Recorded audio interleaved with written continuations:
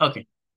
But you all know that this is our third free live class of this free course. And in this class, basically, I'm going to talk about practical use of tense, modal, semi-modal, as well as I'll also show you how can you give a presentation in English on a certain topic, how to memorize most important vocabulary practically. I'll also show you how can you make negative interrogative or negative interrogative sentences, how to add WH word in a particular sentences অনেকগুলো বিষয় আজকের ক্লাসটিতে থাকবে। ইট will be a masters class. কি কি থাকবে? Tense এর ব্যবহারকে practically দেখাবো। যারা ইংলিশে ভোকাবুলারিতে দুর্বল, কিভাবে ভোকাবুলারি ডেভেলপ করতে হবে প্র্যাকটিক্যালি, এবং কোন ভোকাবুলারি গুলো শেখা থাকলে আপনি ইংলিশ এক্সপার্ট হতে পারবেন সেটা নিয়ে কথা বলবো। যারা একটা সেন্টেন্সকে ট্রান্সফর্ম করতে পারেন না, নেগেটিভ ইন্ট্রোগেটিভ বা WH ওয়ার্ড অ্যাড করতে পারেন না, সেটা কিভাবে করতে হয় আমি দেখাবো। আজকের এই ক্লাসটিতে আমি দেখাবো যারা আইএলটিএস স্পিকিং যে টপিকগুলো থাকে, কিউ কার্ড যে কোশ্চেন গুলো থাকে, এই টপিকের এগেইনস্টে যারা কারেক্ট স্ট্রাকচার মেনটেন করে প্রেজেন্টেশন বা স্পিকিং করতে পারেন না, গ্রামেটিক্যাল মিস্টেক হয়, গ্রামেটিক্যাল মিস্টেক ছাড়া কিভাবে ইংলিশে আপনি যে কোনো সার্টেন টপিকের উপর স্পিকিং করতে পারেন, এটি আমি দেখাবো। তো মনোযোগ দিয়ে দেখেন। প্রথমত আসি টেন্স কনসেপ্ট। দেখেন, আপনারা প্রত্যেকেই জানেন যে টেন্স একটা কম্পালসারি টপিক। কারণ যারা ইংরেজি শেখে, ইংরেজি শিখতে চায়, প্রত্যেকে টেন্স শেখে, টেন্স শেখার চেষ্টা করে। অনেকে এটাকে কঠিন ভাবে, কিন্তু এটা কিন্তু কঠিন কিছু না। আমি ফার্স্ট ক্লাসেই বলছিলাম টেন্স কি। বলছে যে কোনো কাজ সংঘটিত হওয়ার সময়কে টেন্স বলে। টেন্স প্রধানত তিন প্রকার, এগুলো আপনারা জানেন: প্রেজেন্ট, পাস্ট এন্ড ফিউচার। এই প্রত্যেকটা টেন্সকে আবার চারটা ভাগে ভাগ করা হয়, তাই না? এটাও আমরা জানি যে indefinite, continuous, perfect and perfect continuous. অর্থাৎ ইংলিশ ল্যাঙ্গুয়েজে টোটাল তিনে চারে 12টা টেন্সের স্ট্রাকচার আছে। 12টা টেন্সের স্ট্রাকচার মানে কি? একটা পার্টিকুলার ভার্বকে 12 ভাবে, 12 দিকে, 12টা ওয়েতে নেওয়া যায় বা বলা যায়। অর্থাৎ 12টা টাইমে একটা কথাকে বলাই হচ্ছে মূলত এই টেন্সের ফাংশন। এখন এই যে 12টা টেন্সের স্ট্রাকচার আছে, এই 12টা স্ট্রাকচারই কিন্তু অ্যাক্টিভ স্ট্রাকচার না। আমাদের ডে টু ডে লাইফের কনভারসেশনে, অর্থাৎ স্পিকিং এ, আমাদের যে সবগুলো টেন্সেরই সমান ব্যবহার করতে হয় এরকম না। আমাকে বুঝতে হবে কোন ধরনের স্ট্রাকচার গুলোর ব্যবহার সব থেকে বেশি হয় রেগুলার কমিউনিকেশন বা কনভারসেশনে, সেগুলো বেশি করে প্র্যাকটিস করতে হবে। যেমন এখানে একটা কথা বলছে, আমরা সারা দিনের 90 থেকে 95% কথাবার্তা শুধু simple past, present and future ব্যবহার করে বলতে পারি। অর্থাৎ আপনি 9টা টেন্সকে এক পাশে রাখেন আর 3টা সিম্পল বা ইনডিফিনিট টেন্সকে এক পাশে রাখেন, এরা সমান কাজ করে। তো এটা আপনাকে জানতে হবে। এখন এখানে এত অনেক কিছু আছে, আমি এত কিছু দেখাবো না, আমি ডিরেক্টলি প্র্যাকটিক্যাল জায়গাটাতে আসবো। তার আগে আমি এই কনসেপ্টটা দেই যারা একদমই দুর্বল। আমি ফার্স্ট দুইটা ক্লাসে যে বিষয়গুলো দেখিয়েছি, সেখানে এই টেন্স নিয়ে আমি কি কথা বলছিলাম, টেন্স আমাদের কেন শিখতে হবে, এর ভিতরে ঠিক কি আছে, এটা আমি একটু যদি আপনাদেরকে বলি, আপনাদের বিষয়গুলো বুঝতে বা নেওয়ার জন্য সহজ হবে। আপনারা একটু মনোযোগ দেন। আপনাদের কারো মনে আছে কিনা, আমি একদম ফার্স্ট ক্লাসে আপনাদের এই স্ট্রাকচারটার কথা বলছিলাম। আমি বলছিলাম যে একটা হেডলাইন দেন যে how can we learn English language, এটা আমি ফার্স্ট ক্লাসে আপনাদের বলছিলাম। এবং I have talked about 7 points in front of you. আমি আপনাদের সামনে এখানে 7টি পয়েন্ট নিয়ে আলোচনা করেছিলাম। কয়টি পয়েন্ট? 7টি পয়েন্ট নিয়ে আলোচনা করেছিলাম যে এই 7টি পয়েন্ট সম্পর্কে যদি আপনার কনসেপ্ট থাকে, কেউ আপনাকে আটকাতে পারবে না। আপনি খুব কম সময়ের ভিতর ইংলিশে এক্সপার্ট হতে পারবেন এবং ফ্লুয়েন্ট হতে পারবেন। এই 7টি পয়েন্ট কি ছিল? 1 নম্বর ছিল sentence, 2 number sentence component, 3 number parts of speech, 4 নম্বর ছিল ভার্ব, 5 নম্বর ছিল টেন্সের ব্যবহার, 6 নম্বর ছিল মডাল এবং সেমি মডাল অক্সিলারি ভার্ব, 7 নম্বর ছিল প্যাসিভ ভয়েসের ব্যবহার। এইখান থেকে আমি চারটা পয়েন্টকে আবার স্পেসিফিকলি দিয়েছিলাম। যদি আপনার জাস্ট এই চারটি বিষয় সম্পর্কে কনসেপ্ট থাকে, টেন্স, সরি, একটা 1 নম্বর ছিল সেখানে ফর্মস অফ ভার্ব বা কনজুগেশন অফ ভার্ব, 2 নম্বর ছিল টেন্স, 3 নম্বর ছিল মডাল অ্যান্ড সেমি মডাল, 4 নম্বর ছিল প্যাসিভ ভয়েস। অর্থাৎ জাস্ট এগুলো যদি কারো জানা থাকে, তাকে আটকাতে পারবে না। আপনি বাংলায় যাই ভাবেন না কেন, whatever you think in Bengali, you will be able to speak in English. এটা আমি বলছিলাম। টেন্স কেন শিখতে হয় দেখেন, আবারও বলছি। আমি যদি একটা ব্ল্যাঙ্ক পেজে আসি, জাস্ট ওয়েট আ মিনিট।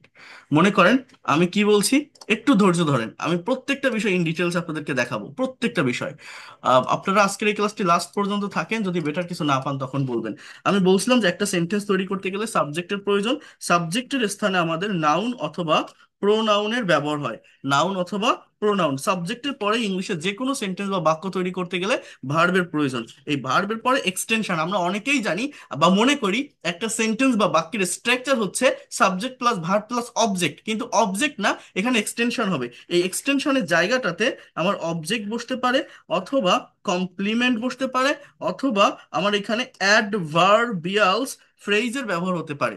এইগুলো কি, সেটাও আমি গত ক্লাসে দেখিয়েছিলাম যে কিভাবে এই অবজেক্ট বা অ্যাডভার্বিয়াল ফ্রেজের ব্যবহার করে যে কোনো শর্ট ইংলিশ সেন্টেন্সকে লং সেন্টেন্সে পরিণত করা যায়। আমরা যারা ইংলিশে কথা বলতে গেলে ছোট ছোট সেন্টেন্স বলে থেমে যাই বা আটকে যাই, বড় সেন্টেন্স তৈরি করতে পারি না, এই অ্যাডভার্বিয়ালস এর ব্যবহার করে ভার্বকে ডাব্লিউএইচ ওয়ার্ড দ্বারা কোশ্চেন করে সেটা করা যায়।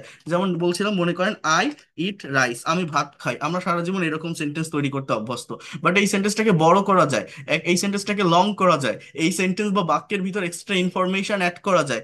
যদি এই ইট, এই যে ভার্ব, ভার্বকে আমি প্রশ্ন করি, আমি যদি বলি how do you eat rice, আপনি কিভাবে ভাত খান? I eat rice very slowly, আমি খুব ধীরে সুস্থে ভাত খাই। আমার বাক্যটা একটু বড় হলো, where do you eat rice? At my room. এটা হচ্ছে অ্যাডভার্ব অফ প্লেস, আমার আরেকটু বড় হলো। Then then when do you eat rice? আমি আমি দিনে 3 বার ভাত খাই, আমি বলছিলাম এটা আপনাদের, যে 3 times a day। Then why do you eat rice? To get energy in my body, to get energy in my body. So এইভাবে আমরা যে কোনো শর্ট সেন্টেন্সকে, আমরা সারা জীবন এই রাইস পর্যন্ত লিখতে অভ্যস্ত, কিন্তু একটা সেন্টেন্স বা বাক্যকে বড় করা যায়, একটা সেন্টেন্স বা বাক্যকে লং করা যায়, একটা সেন্টেন্স বা একটা বাক্যের ভিতরে এক্সট্রা ইনফরমেশন অ্যাড করা যায়। কিভাবে? অ্যাডভার্বিয়াল ফ্রেজের ব্যবহারের মাধ্যমে, গত ক্লাসে বলছিলাম। এখন আমি যেটা বলতে চাচ্ছি, যেটা ফার্স্ট ক্লাসে বলছিলাম, যে স্পোকেন ইংলিশটা কি, আমরা ইংলিশে কথা কেন বলতে পারি না, কথা বলতে গেলে প্রবলেমটা কোথায় হয়, এইটা আমি আপনাদের বলেছিলাম। মনে থাকার কথা আপনাদের, কি বলেছিলাম? আমরা কেন পারি না কথা বলতে? একটা বাক্য বা একটা সেন্টেন্স যখন তৈরি হয়, কেউ তো একজন একটা সেন্টেন্স বলবে বা কেউ তো একজন লিখবে। অর্থাৎ একটা সেন্টেন্স বা বাক্যের ডেফিনেশন কি? কতগুলো ওয়ার্ড পাশাপাশি বসে একটা সেন্টেন্স বা বাক্য তৈরি হয় যখন সুন্দর একটা অর্থ দেয়। এখন দেখেন, একটি বিষয় একটু মনোযোগ দিয়ে বোঝার চেষ্টা করেন। একটা বাক্যের শুরুতে সাবজেক্ট থাকে। সাবজেক্ট মানে কি? সাবজেক্ট মানে একটা কথা যখন বলা হবে, একটা কাজ যখন করা হবে, কেউ তো একজন করবে, কেউ তো একজন বলবে। আমি বলছিলাম যে সাবজেক্ট একটা নির্দিষ্ট সার্কেলের ভিতর থাকে। একটা বাক্যের সাবজেক্ট আই হতে পারে, উই হতে পারে, ইউ হতে পারে, হি হতে পারে, শি হতে পারে, দে হতে পারে। হ্যাঁ, ইউ, হি, শি, দে, রহিম, এরকম হতে পারে। নাউন অথবা প্রোনাউন। এই সাবজেক্টের পরে যে কোনো ইংলিশ সেন্টেন্স তৈরি করতে গেলে আমাকে ভার্বের ব্যবহার করতে হয়। এটা আমি বলছিলাম, একটু ওয়েট করেন, আমি সবই দেখাচ্ছি। সাবজেক্টের পরে আমার কিসের ব্যবহার করতে হয়? ভার্ব। ভার্ব কি? Verb is the heartbeat of sentence. Without verb you can not be able to make any English sentence. Verb ছাড়া ইংলিশের কোনো সেন্টেন্স বা বাক্য তৈরি করা যায় না। ভার্ব একটা সেন্টেন্সের হার্ট বা প্রাণ। ভার্ব সম্পর্কে আমাকে কনসেপ্ট রাখতে হবে। Verb is a word that denotes being, having or doing something. অর্থাৎ ইট মানে খাওয়া, কথাটা বোঝেন। ইট মানে খাওয়া। এই যে প্লে, প্লে মানে খেলা। ডু, ডু মানে করা, কথাটা বোঝেন। প্রত্যেকটা বাংলা বাক্যে ভার্ব লাস্টে থাকে, ইংলিশ বাক্যে ভার্ব সাবজেক্টের পরে থাকে। ইংলিশে যখন সেন্টেন্স তৈরি করব, এই জায়গাটা আমি মেনটেন করব। শি ড্রস আ পিকচার, সে একটা ছবি আঁকে। দে গো, তারা যায়। দে গো টু স্কুল, তারা স্কুলে যায়। রহিম, রহিম স্পিক, রহিম বলে। রহিম স্পিক ইংলিশ, রহিম ইংরেজি বলে। তো এইভাবে একটা সেন্টেন্সের সাবজেক্টের পরেই ভার্ব বসে। এই সাবজেক্ট আর ভার্ব পাশাপাশি বসানোর পর বাকি যে অংশটা আমি কি বলছিলাম, অটোমেটিক্যালি চলে আসে। প্রথমত অবজেক্ট বসাতে হয়, তারপর সেটাকে বড় করার জন্য অ্যাডভার্বিয়াল ফ্রেজের ব্যবহার করা যায়। অবজেক্ট কি? একটা বাক্যের ভার্বকে কি বা কাকে দ্বারা প্রশ্ন করলে যে উত্তর পাওয়া যায় সেটা অবজেক্ট। মানে সাবজেক্ট আর ভার্ব পাশাপাশি বসালে যে এক্সটেনশনের যে পার্ট, এটা অটোমেটিক্যালি সিচুয়েশন অনুযায়ী চলে আসে। অর্থাৎ আমি খাই, মানুষ খায় কি? আপনি ভাত খান, ডাল খান, রুটি খান, যেটা খান আপনি বসান। So I can say I eat rice, এটা একটা কমপ্লিট সেন্টেন্স। উই প্লে, আমরা খেলি। আপনি ফুটবল খেলেন, ক্রিকেট খেলেন, যেটা খেলেন আপনি বসান। এখন আপনি যদি বলেন উই প্লে ফুটবল, এটা একটা কমপ্লিট সেন্টেন্স। ইউ ডু, তুমি করো। ইউ ডু দ্য ওয়ার্ক, তুমি কাজ করো, এটা একটা কমপ্লিট সেন্টেন্স। হি ড্রাইভস, মানুষ সে চালায়। মানুষ চালায় কি? হি ড্রাইভস আ কার, সে একটা গাড়ি চালায়, এটা একটা কমপ্লিট সেন্টেন্স। শি ড্র, সে আঁকে। মানুষ আঁকে কি? শি ড্রস আ পিকচার, সে একটা ছবি আঁকে। আ পিকচার, এটা একটা কমপ্লিট সেন্টেন্স। দে গো, তারা যায়। মানুষ যায় কোথায়? দে গো টু স্কুল, তারা স্কুলে যায়। সো এটা একটা কমপ্লিট সেন্টেন্স। সো এইভাবে একটা সেন্টেন্স তৈরি হয়। এখন আমি বলছিলাম, যারা ভোকাবুলারিতে দুর্বল, যারা ইংলিশে কথা বলতে গেলে মনে করেন যে আমি প্রপার ভোকাবুলারি জানি না, আমার ভালো শব্দ অর্থ জানা নেই তাই কথা বলতে পারি না। আমি কি বলছিলাম, যে ভোকাবুলারি বলতে ভার্ব রিলেটেড ভোকাবুলারি পড়তে হয়, ভার্ব রিলেটেড ভোকাবুলারি। কারণ সাবজেক্ট একটা নির্দিষ্ট সার্কেলের ভিতর থাকে, অবজেক্ট অটোমেটিক্যালি চলে আসে। এবং আমি আপনাদের 200টা ভার্বের ফর্ম দেখিয়েছিলাম, আমার এখানে মোস্ট ইম্পর্টেন্ট ফর্ম। এই ভার্বগুলো দুই ভাবে হয়, একটা হচ্ছে রেগুলার বা উইক ভার্ব, একটা হচ্ছে ইরেগুলার বা স্ট্রং ভার্ব। যে ভার্বের দুইটা বা তিনটা ফর্ম সেম থাকে তাকে রেগুলার বা উইক ভার্ব বলে, যে ভার্বের দুইটা বা তিনটা ফর্ম ডিফারেন্ট তাকে ইরেগুলার বা স্ট্রং ভার্ব বলে। আমার এখানে মোস্ট ইম্পর্টেন্ট 200 ভার্ব আছে, যে ভার্বগুলো বাংলায় আমরা আমাদের ডে টু ডে লাইফে ব্যবহার করি, বাট ইংলিশে অর্থ না থাকার জানার কারণে, ফর্ম না জানার কারণে কথা বলতে পারি না। এই ভার্বগুলো আমি আপনাদের দিতে চেয়েছিলাম, আমি আজকের ক্লাস শেষ হলে দিয়ে দিব, কারণ গত ক্লাসে অনেক বেশি পিডিএফ দেওয়ার কারণে আমি এটা দিতে পারিনি, বাট আমি এটা আজকের ক্লাস শেষ হলে এই ভার্বের ফর্মটা আপনাদের দিয়ে দিব। কারো যদি অ্যাটলিস্ট এই 200টা ভোকাবুলারি জানা থাকে, আর টেন্স, মডাল, সেমি মডাল এবং প্যাসিভের ফাংশন যদি কেউ জানে, তাকে কেউ আটকাতে পারে না, সে ইংলিশে অবশ্যই অবশ্যই কথা বলতে পারবে। এই কথাটা আমি আপনাদেরকে বলছিলাম। ভোকাবুলারি বলতে ভার্ব পড়তে হয়, কারণ সাবজেক্ট একটা সার্কেলের ভিতর থাকে, অবজেক্ট অটোমেটিক্যালি চলে আসে, জানতে হবে তাহলে কোনটা, ভার্ব। এখন দেখেন, ভার্ব জানবো ঠিক আছে, কিন্তু স্পোকেন ইংলিশটা কি? আমি কি বলছিলাম যে আমরা ইংলিশে কথা বলতে পারি না কেন? এর কারণটা কি? এর কারণ হচ্ছে, আমি বাংলায় একটা কথা ভাবলে সেই কথাটাকে ইনস্ট্যান্টলি ইংলিশে কনভার্ট করতে পারি না সঠিক টাইম অনুযায়ী। মানে কি, আমি একটা স্টেবল পজিশনে কথাকে রেখে এগোতে পারি না। আমি যখন কারোর সাথে কনভারসেশন করব, সহজভাবে বলছি, কারোর সাথে কমিউনিকেশন করব, আমাকে বিভিন্ন টাইম মেনটেন করে কনভারসেশন বা কমিউনিকেশন করতে হয়। সেই টাইম অনুযায়ী ভার্বের ফর্মের ব্যবহার করতে হয়, এইটা আমরা পারি না। মানে কি, যেমন এইখানে যে বাক্যগুলো আপনারা দেখছেন, এই বাক্যগুলো যারা টেন্স বোঝেন, আমি যদি বলি এগুলো কোন টেন্সে লেখা আছে, আপনি কি বলবেন? যে স্যার এগুলো প্রেজেন্ট ইনডিফিনিট টেন্সে লেখা আছে। কেন? সাবজেক্টের পরে এখানে ভার্বের প্রেজেন্ট ফর্ম বা বেস ফর্ম আছে। প্রেজেন্ট ইনডিফিনিট টেন্সের ডেফিনেশন কি? একটা কাজ রেগুলার ওয়েতে হয়, প্রতিদিন হয়, অ্যাজ ইউজুয়াল হয়, হ্যাবিচুয়াল কোনো ফ্যাক্ট। অর্থাৎ এই বাক্যগুলোর বাংলা অর্থ কি? আমি ভাত খাই, আমরা ফুটবল খেলি, তুমি কাজ করো, সে গাড়ি চালায়, সে ছবি আঁকে, তারা স্কুলে যায়। অ্যাজ ইউজুয়াল কেউ কোনো কাজ করে। কিন্তু আপনি যখন প্র্যাকটিক্যালি কারোর সাথে কনভারসেশন করবেন, কারোর সাথে কমিউনিকেশন করবেন, একটা স্টেবল পজিশনে কথাকে রেখে, স্টেবল টাইমে কথাকে রেখে এগোতে পারবেন না, আপনার টাইমের পরিবর্তন করতে হয়।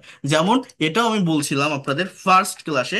মনে করেন এ এবং বি, দুইজন মানুষ, দুইজনের ভিতরে একটা কনভারসেশন হচ্ছে। আমি এখানে একটা স্যাম্পল কনভারসেশন তৈরি করব। এরা দুটো বন্ধু, একটা একটা বাসায় থাকে। তো এ বাইরে থেকে বাসায় এসে বি কে জিজ্ঞাসা করছে যে তুমি কি রাতে ভাত খেয়েছো? এই বাক্যটা ইংরেজিতে কি হবে? এটা প্রেজেন্ট পারফেক্ট টেন্স, খেয়েছো, গিয়েছো, করেছো, দিয়েছো, নিয়েছো। তুমি কি রাতে ভাত খেয়েছো? দেখেন ইংলিশ এরকম হয়, have you eaten rice at night. এটা কে বলছে? এ বলছে। কাকে বলছে? বি কে। Have you eaten rice at night. এখন বি বলছে আমি খাইনি, I have not eaten rice. আর তুমি কি এখন ভাত খাইতেছো? বি উল্টে আবার একে প্রশ্ন করছে যে তুমি কি এখন ভাত খাইতেছো, অর্থাৎ খাচ্ছো। আর ইউ, আর ইউ, দেখেন একটু বোঝার চেষ্টা করেন, ইটিং রাইস নাও। এটা কে বলছে? এটা বলছে বি এ কে। এ আবার উত্তর দিচ্ছে আমি সকালে খেয়েছিলাম, আমি এখন খাবো না। এ বলছে যে I ate rice in the morning, আমি সকালে ভাত খেয়েছিলাম, এখন খাবো না। I will not eat rice now, আমি এখন ভাত খাবো না। I will not eat rice now. এই যে এ এবং বি, দুইজনের ভিতরে এতটুকুই থাক, একটা স্যাম্পল কনভারসেশন আমি তৈরি করলাম। এই কনভারসেশনের প্রত্যেকটা সেন্টেন্সে আমি কিন্তু একটা কমন ভার্ব ব্যবহার করছি। সেই ভার্বটা কি? ইট। ইট মানে কি? খাওয়া। এই যে ইট মানে কি? খাওয়া। এইখানে প্রত্যেকটা বাক্যে আমি ইট ভার্বের ব্যবহার করছি, কিন্তু কোথাও আমি ইট লিখিনি। দেখেন কোথাও আছে E A T E N, eaten, কোথাও আছে E A T I N G, eating, কোথাও আছে এ টি ই এট, কোথাও আছে উইল ইট বা উইল নট ইট। তাহলে ইট কথাটাকে আমি এই যে ইটেন লিখলাম, ইটিং লিখলাম, এইট লিখলাম, উইল নট ইট লিখলাম, কেন লিখলাম? সময়ের পরিবর্তনের কারণে। আমি একটা স্টেবল পজিশনে কথাকে রেখে কি এগোতে পেরেছি? আপনি যখন প্র্যাকটিক্যালি কারোর সাথে কনভারসেশন করেন, কারোর সাথে কমিউনিকেশন করেন, আপনি যে কথাটা ভাবছেন বাংলায় যে টাইমে একটা কথাকে আপনি বলছেন, সেই টাইম অনুযায়ী ইনস্ট্যান্টলি ওই কথাটাকে ইংলিশে কনভার্ট করতে পারেন না। ইনস্ট্যান্টলি ওই কথাটাকে ইংলিশে ভার্বের যে সঠিক ফর্ম সেটা বসাতে পারেন না। এই জন্য ইংলিশে কথা বলতে পারেন না। ইংলিশে কথা বলতে না পারার প্রধান এবং মেইন কারণ এইটাই। আমি একটা কথা ভাবছি, সেই কথাটা যে টাইমে ভাবছি সেই টাইম অনুযায়ী ভার্বের যে ফর্মটা বসাতে হবে সেইটা আমরা পারি না। অর্থাৎ আমরা টেন্স শিখি, ওই টেন্স শিখে কোনো লাভ হবে না তো। টেন্স কি? টেন্স মানে verb, subject plus verb 1, verb 2, verb 3, verb 4, এরকম। তো সেই ভার্ব 1 জিনিসটা কি, ভার্ব 2 জিনিসটা কি, এগুলো যদি আপনি না জানেন টেন্স শিখে লাভ হবে? টেন্স মানে কি? টেন্স মানে হচ্ছে ভার্বের ফর্মের চেঞ্জ। এক একটা টেন্সের স্ট্রাকচারে এক এক ধরনের ভার্ব বসে কথার পরিবর্তন, কালের পরিবর্তন, সময়ের পরিবর্তন হয়। টেন্স কেন শিখতে হয়? এই যে টাইমের পরিবর্তনের জন্য। কিন্তু টেন্স শিখে তো টাইমের পরিবর্তন করা যায় না। টাইমের পরিবর্তন করতে গেলে আগে ভার্বের ফর্ম শিখতে হয়। যেমন এই যে ইট, ইট মানে খাওয়া, এটা প্রেজেন্ট ফর্ম। এর পাস্ট ফর্ম এট, এর পাস্ট পার্টিসিপল ইটেন, এর প্রেজেন্ট পার্টিসিপল ইটিং, এর থার্ড পারসন ইটস। এই যে একটা ভার্বে টোটাল 5টা ফর্ম থাকে। আমরা আমাদের গ্রামার বইগুলোতে 3টা ফর্ম দেখি, বাকি 2টা ফর্ম টেন্স শেখার সঙ্গে সঙ্গে হয়ে যায়। বাট ওই দুইটারও দরকার আছে, V4 V5। কোথায় দরকার আমি সেটা পরে বলবো। কিন্তু আমি যে কথাটা আপনাদেরকে বলতে চাচ্ছি সেটা হচ্ছে কনজুগেশন অফ ভার্ব, ভার্বের ফর্মের পরিবর্তন। এইটা আপনাকে শিখতে হবে। টেন্স কি আবার বোঝেন। আমি যদি বলি যে সে একটা গাড়ি চালায়, হি ড্রাইভস এ কার, হ্যাঁ, হি ড্রাইভস আ কার, এর মানে কি বলেন তো? সে একটা গাড়ি চালায়। এখন আমি যদি একটা বাক্য আপনাকে বলি সে একটা গাড়ি চালিয়েছিল, ইংরেজি কি? জাস্ট এই ড্রাইভের জায়গায় যদি ড্রপ বসাই দেই আমার কথার পরিবর্তন হয়ে গেল। আমি যদি বলি সে একটা গাড়ি চালাবে, হি উইল ড্রাইভ আ কার। সে একটা গাড়ি চালাচ্ছে, হি ইজ ড্রাইভিং আ কার। সে একটা গাড়ি চালাচ্ছিল, হি ওয়াজ ড্রাইভিং আ কার। অর্থাৎ আমি যে টাইমে কথাটা ভাবছি, একটা কথা যে টাইমে বলতে যাচ্ছি, সেই টাইম অনুযায়ী ইনস্ট্যান্টলি ইংলিশে ভার্বের সঠিক ফর্মটা ইউজ করতে পারি না বলে আমি ইংলিশে কথা বলতে পারি না। এইটাই হচ্ছে স্পোকেন ইংলিশ, এইটাই হচ্ছে টেন্সের ফাংশন। কিন্তু এইটা আমরা বুঝি না। আমরা পড়ি চিরন্তন সত্য, ঐতিহাসিক সত্য, বৈজ্ঞানিক সত্য বোঝালে তাকে প্রেজেন্ট ইনডিফিনিট টেন্স বলে। এগুলো পড়ে কোনো লাভ হবে না, ঘোড়ার ডিম ছাড়া কিছুই না। আপনার টেন্স শিখতে গেলে আগে কনজুগেশন অফ ভার্ব সম্পর্কে কনসেপ্ট রাখতে হবে, ভার্বের ফর্ম জানতে হবে। টেন্স মূলত কিছু না, টেন্স হচ্ছে ভার্বের ফর্মের চেঞ্জ। এক একটা টেন্সের স্ট্রাকচারে এক এক ধরনের ভার্ব বসে, অক্সিলারি ভার্ব এবং মেইন ভার্ব, এর ফর্মের চেঞ্জ হয়ে মূলত কথার পরিবর্তন, কালের পরিবর্তন বা সময়ের পরিবর্তন হয়। I will be driving a car, আমি গাড়ি চালাতে থাকবো। I will be driving a car. I have driven a car, I have driven, আমি গাড়ি চালিয়েছি। এখানে আমার 7টা টেন্স লেখা হয়ে গেছে। সাবজেক্ট হি, অবজেক্ট একার, কথার পরিবর্তন, কালের পরিবর্তন, সময়ের পরিবর্তনের জন্য পরিবর্তনটা কোথায় হলো? ভার্বের ফর্মে। এইটাই আমি ফার্স্ট ক্লাসে আপনাদের বলছিলাম, আপনাদের মনে থাকার কথা। এরপর কি? এরপর কি? আমরা ইংরেজিতে কথা বলতে পারি না কেন বলেন তো? টেন্সের সর্বোচ্চ স্ট্রাকচার কয়টা? 12টা। মানে আমি যদি টেন্স জানি, এই যে ড্রাইভ বা এই যে ইট মানে খাওয়া, বা এই যে ড্রাইভ মানে চালানো, এই চালানো কথাটাকে সর্বোচ্চ 12টা ওয়েতে, 12 ভাবে, 12 দিকে, 12টা টাইমে নিতে পারবো বা বলতে পারবো। আমার দরকার হচ্ছে এইটা, যে একটা কথাকে আমি কতগুলো ওয়েতে, কত ভাবে, কত দিকে নিতে পারি বা বলতে পারি। তো টেন্স জানা থাকলে সর্বোচ্চ 12 ভাবে বলা যায়। এই 12টা সেন্স বা 12টা টাইম, 12টা সেন্স বা 12টা টাইম মনের সম্পূর্ণ ভাব প্রকাশ করার জন্য যথেষ্ট নয়। মনের হোল সেন্স বা থটটাকে আরো ব্রড করার জন্য, আরো ডিটেলস এক্সপ্রেস করার জন্য টেন্সের পাশাপাশি আপনাকে মডাল এবং সেমি মডাল ভার্বের ব্যবহার শিখতে হয়। এরা আলাদা ক্যাটাগরির এক ধরনের সেন্টেন্স তৈরি করে। এই মডাল ভার্ব মূলত পসিবিলিটি, প্রবাবিলিটি, অ্যাবিলিটি, অব্লিগেশন এগুলো প্রদান করে থাকে। ইংলিশ ল্যাঙ্গুয়েজে টোটাল 18টার মতো মডাল সেমি মডাল আছে। Can, could, may, might, shall, should, will, would, need to, dare to. এগুলোর ব্যবহার করতে পারলে কি হয়, বিভিন্ন টাইমে কথাকে মডিফাই করা যায়। কারণ টেন্স দিয়ে সব কথা বলা যায় না। সে গাড়ি চালায়, সে গাড়ি চালিয়েছিল, সে গাড়ি চালাবে, এটা আমি বললাম টেন্স দিয়ে। এখন আমি যদি আপনাকে বলি তার আজ গাড়িটা চালানোর কথা, কোন টেন্স দিয়ে বলবেন? আমি যদি বলি তাকে এই গাড়িটা চালাতে হয়েছিল, কিভাবে বলবেন? আমি যদি বলি সে অবশ্যই এই গাড়িটা চালাবে, কোন টেন্স দিয়ে বলবেন? এগুলো বলতে গেলে মডাল ভার্বের ব্যবহার শিখতে হবে। অর্থাৎ শুধু টেন্স মনের সব কথা, সব ভাষা প্রকাশ করতে পারে না। তাহলে ইংলিশ ল্যাঙ্গুয়েজে টোটাল 12টা টেন্স প্লাস 18টা মডাল ভার্ব আছে, টোটাল স্ট্রাকচার হচ্ছে 30টা। মানে একটা, যদি টেন্স আর মডাল ভার্ব দুইটা আমি জানি, তাহলে একটা পার্টিকুলার ভার্বকে, মনে করেন ড্রাইভ মানে চালানো, ইট মানে খাওয়া, এই কথাটাকে 30 ভাবে, 30টা দিকে, 30টা টাইমে, 30টা ওয়েতে আমি প্রকাশ করতে পারবো বা বলতে পারবো। আর কেউ যদি এইটা পারে, তাহলে তার এই ল্যাঙ্গুয়েজ নিয়ে কোথাও প্রবলেম হয় না। আপনি যেটাই বাংলায় ভাবেন না কেন, সেটা ইংলিশে বলতে পারবেন। এই 30টা টাইমিং এর আবার নেগেটিভ ইন্ট্রোগেটিভ, অর্থাৎ এইটা ট্রান্সফরমেশনটা একটু বুঝতে হয়, সেটা আমি দেখাবো। কিন্তু এর বাইরে ইংলিশ ল্যাঙ্গুয়েজ আর কিছু নেই। আমরা ইংরেজি নিয়ে অনেক ভয় পাই, ভাবে স্পোকেন ইংলিশ কি না কি জানি, জিনিস কত কঠিন, আমি পারি না। পারি না কেন? কি বললাম? আগে আপনার প্রবলেমটা খুঁজে বের করেন। আমি যেভাবে কথা বলতেছি, আমি, আমাদের মাতৃভাষা কি?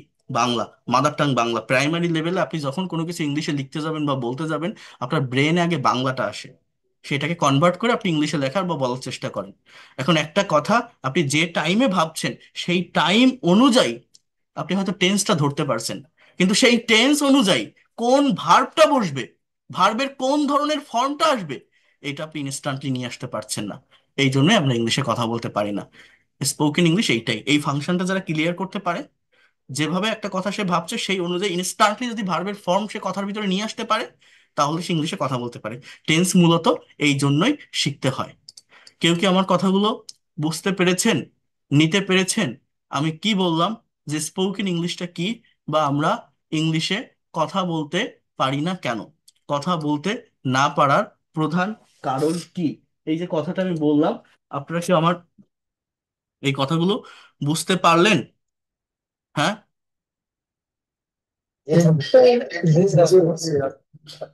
ওকে। আম, আমি আমি এখনো মেইন কন্টেন্টের ভিতর, মেইন টপিকের ভিতর আসিনি। দেখেন, টেন্স তো আপনারা পড়েন। এমন কোনো টিচার নেই যে টেন্স দেখায় না, টেন্সের ক্লাস নেয় না। আর এমন কোনো স্টুডেন্ট নেই যে টেন্স শেখে না ইংরেজি শেখার জন্য। কিন্তু আমাকে কেন টেন্স শিখতে হবে, টেন্সটা মূলত কি, কোন জায়গায় লাগে, এইটা যদি আমি না বুঝি, ব্যাকগ্রাউন্ড নলেজটা যদি আমার না থাকে, এটা তো আমি শিখবো না। এটা শিখে আমি এটার মর্ম বুঝবো না। এই জন্য আমি এই বিষয়টা বললাম যে টেন্সটা কেন শিখতে হয়, আমার কথার কালের সময়ের পরিবর্তনের জন্য। টেন্স মূলত কি? ভার্বের ফর্মের চেঞ্জ, আর কিছু না। টেন্স আগে না, আগে শিখতে হয় ভার্ব। বা আমার পেইড কোর্সে যারা আসে, তাদের আগে ভার্বের ফর্ম খাতায় লেখায়, তারপর ইংরেজি শেখানো শুরু করি। আর এই ভার্ব পড়ার, ভার্ব মুখস্থ করার একটা প্র্যাকটিক্যাল ওয়ে আছে। আমি আপনাদের দেখাবো, আপনারা থাকেন এই ক্লাসটিতে লাস্ট পর্যন্ত, এই ক্লাসটিতে আমি দেখাবো কিভাবে ভোকাবুলারি ডেভেলপ করতে হয় প্র্যাকটিক্যালি। এইভাবে করলে একবার যে ভোকাবুলারি গুলো পড়বেন, আপনি আর ভুলবেন না।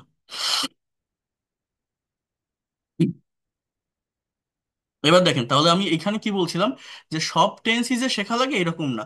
মোস্ট অ্যাক্টিভ স্ট্রাকচার কোনগুলো, কোন ধরনের টেন্সের ব্যবহার বেশি হয়, যেমন এখানে বলছে 90 থেকে 95% কথাবার্তা ইনডিফিনিট টেন্স গুলো ব্যবহার করে বলা যায়, অর্থাৎ সিম্পল টেন্স গুলো।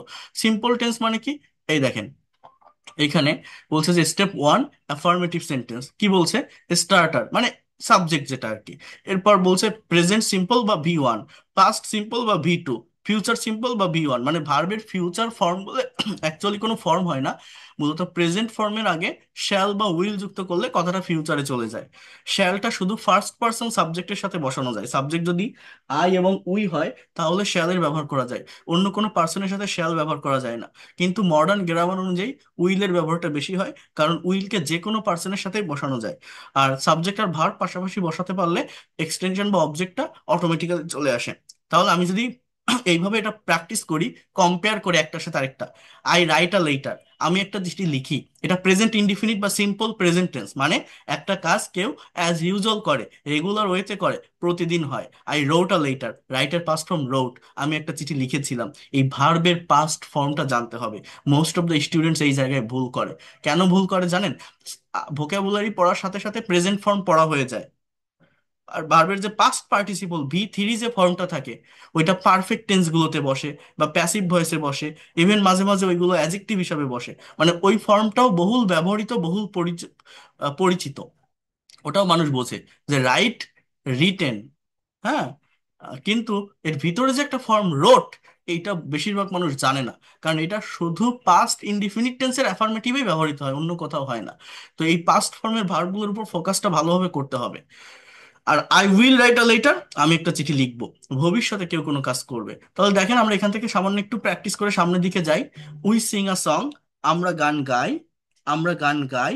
উই স্যাং আ সং, আমরা গান গেয়েছিলাম। পাস্ট টেন্স মানে কি? বাংলা ক্রিয়াপদে ল বা লাম থাকে, অতীতে কেউ কোনো কাজ করেছিল, তার ফল বা রিয়েকশন আর বর্তমানে নেই। উই স্যাং আ সং, আমরা গান গেয়েছিলাম। We will sing a song, আমরা গান গাইবো। ইউ ওয়াচ টিভি, তুমি টিভি দেখো। ইউ ওয়াচ টিভি, তুমি টিভি দেখেছিলে। ইউ উইল ওয়াচ টিভি, তুমি টিভি দেখবে। হি নোজ হিম, সে তাকে চেনে। হি নিউ হিম, সে তাকে চিনতো। হি উইল নো হিম, সে তাকে চিনবে। শি প্লেইজ ফুটবল, সে ফুটবল খেলে। শি প্লেইড ফুটবল, সে ফুটবল খেলেছিল। শি উইল প্লে ফুটবল, সে ফুটবল খেলবে। দে ড্রাইভ আ কার, তারা একটা গাড়ি চালায়। দে ড্রোভ আ কার, তারা একটা গাড়ি চালিয়েছিল। দে উইল ড্রাইভ আ কার, তারা একটা গাড়ি চালাবে। রানা ইটস রাইস, রানা ভাত খায়। রানা এট রাইস, রানা ভাত খেয়েছিল। Rana will eat rice, Rana ভাত খাবে। এই টাইমের পরিবর্তনটা করা শিখতে হবে। আমি যে টাইমে একটা কথা ভাবছি, ইংলিশে হোক বা বাংলায় হোক, সেটা যখন আমি ইংলিশে বলবো, সেই টাইম অনুযায়ী ভার্বের ফর্মটা আমি ইউজ করতে পারছি কিনা। এইটা একবার শিখে গেলে ইংরেজি ভাষা নিয়ে আপনার কোনো ধরনের প্রবলেম তৈরি হবে না।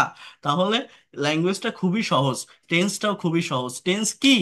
সাবজেক্ট সাবজেক্টের জায়গায়, অবজেক্ট অবজেক্টের জায়গায়, কথার পরিবর্তন, কালের পরিবর্তন, সময়ের পরিবর্তনের জন্য পরিবর্তনটা কোথায় হয়? ভার্বের ফর্মে। আই ওয়াচ টিভি, আমি টিভি দেখি। আই ওয়াচ টিভি, আমি টিভি দেখেছিলাম। আই উইল ওয়াচ টিভি, আমি টিভি দেখব। আই ড্রাইভ আ কার, আমি গাড়ি চালাই। আই ড্রোভ আ কার, আমি গাড়ি চালিয়েছিলাম। I will drive a car, আমি গাড়ি চালাবো। এখন এই যে সেন্টেন্সগুলো আপনারা দেখছেন না, শুধু এরকম সেন্টেন্স তৈরি করলে হবে না, এই প্রত্যেকটা সেন্টেন্সকে ট্রান্সফর্ম করা শিখতে হবে। তাহলে দ্রুত ফ্লুয়েন্সি নিয়ে আসা যায়। ট্রান্সফর্মটা কেমন জানেন? এই দেখেন, আমি যদি বলি যে হি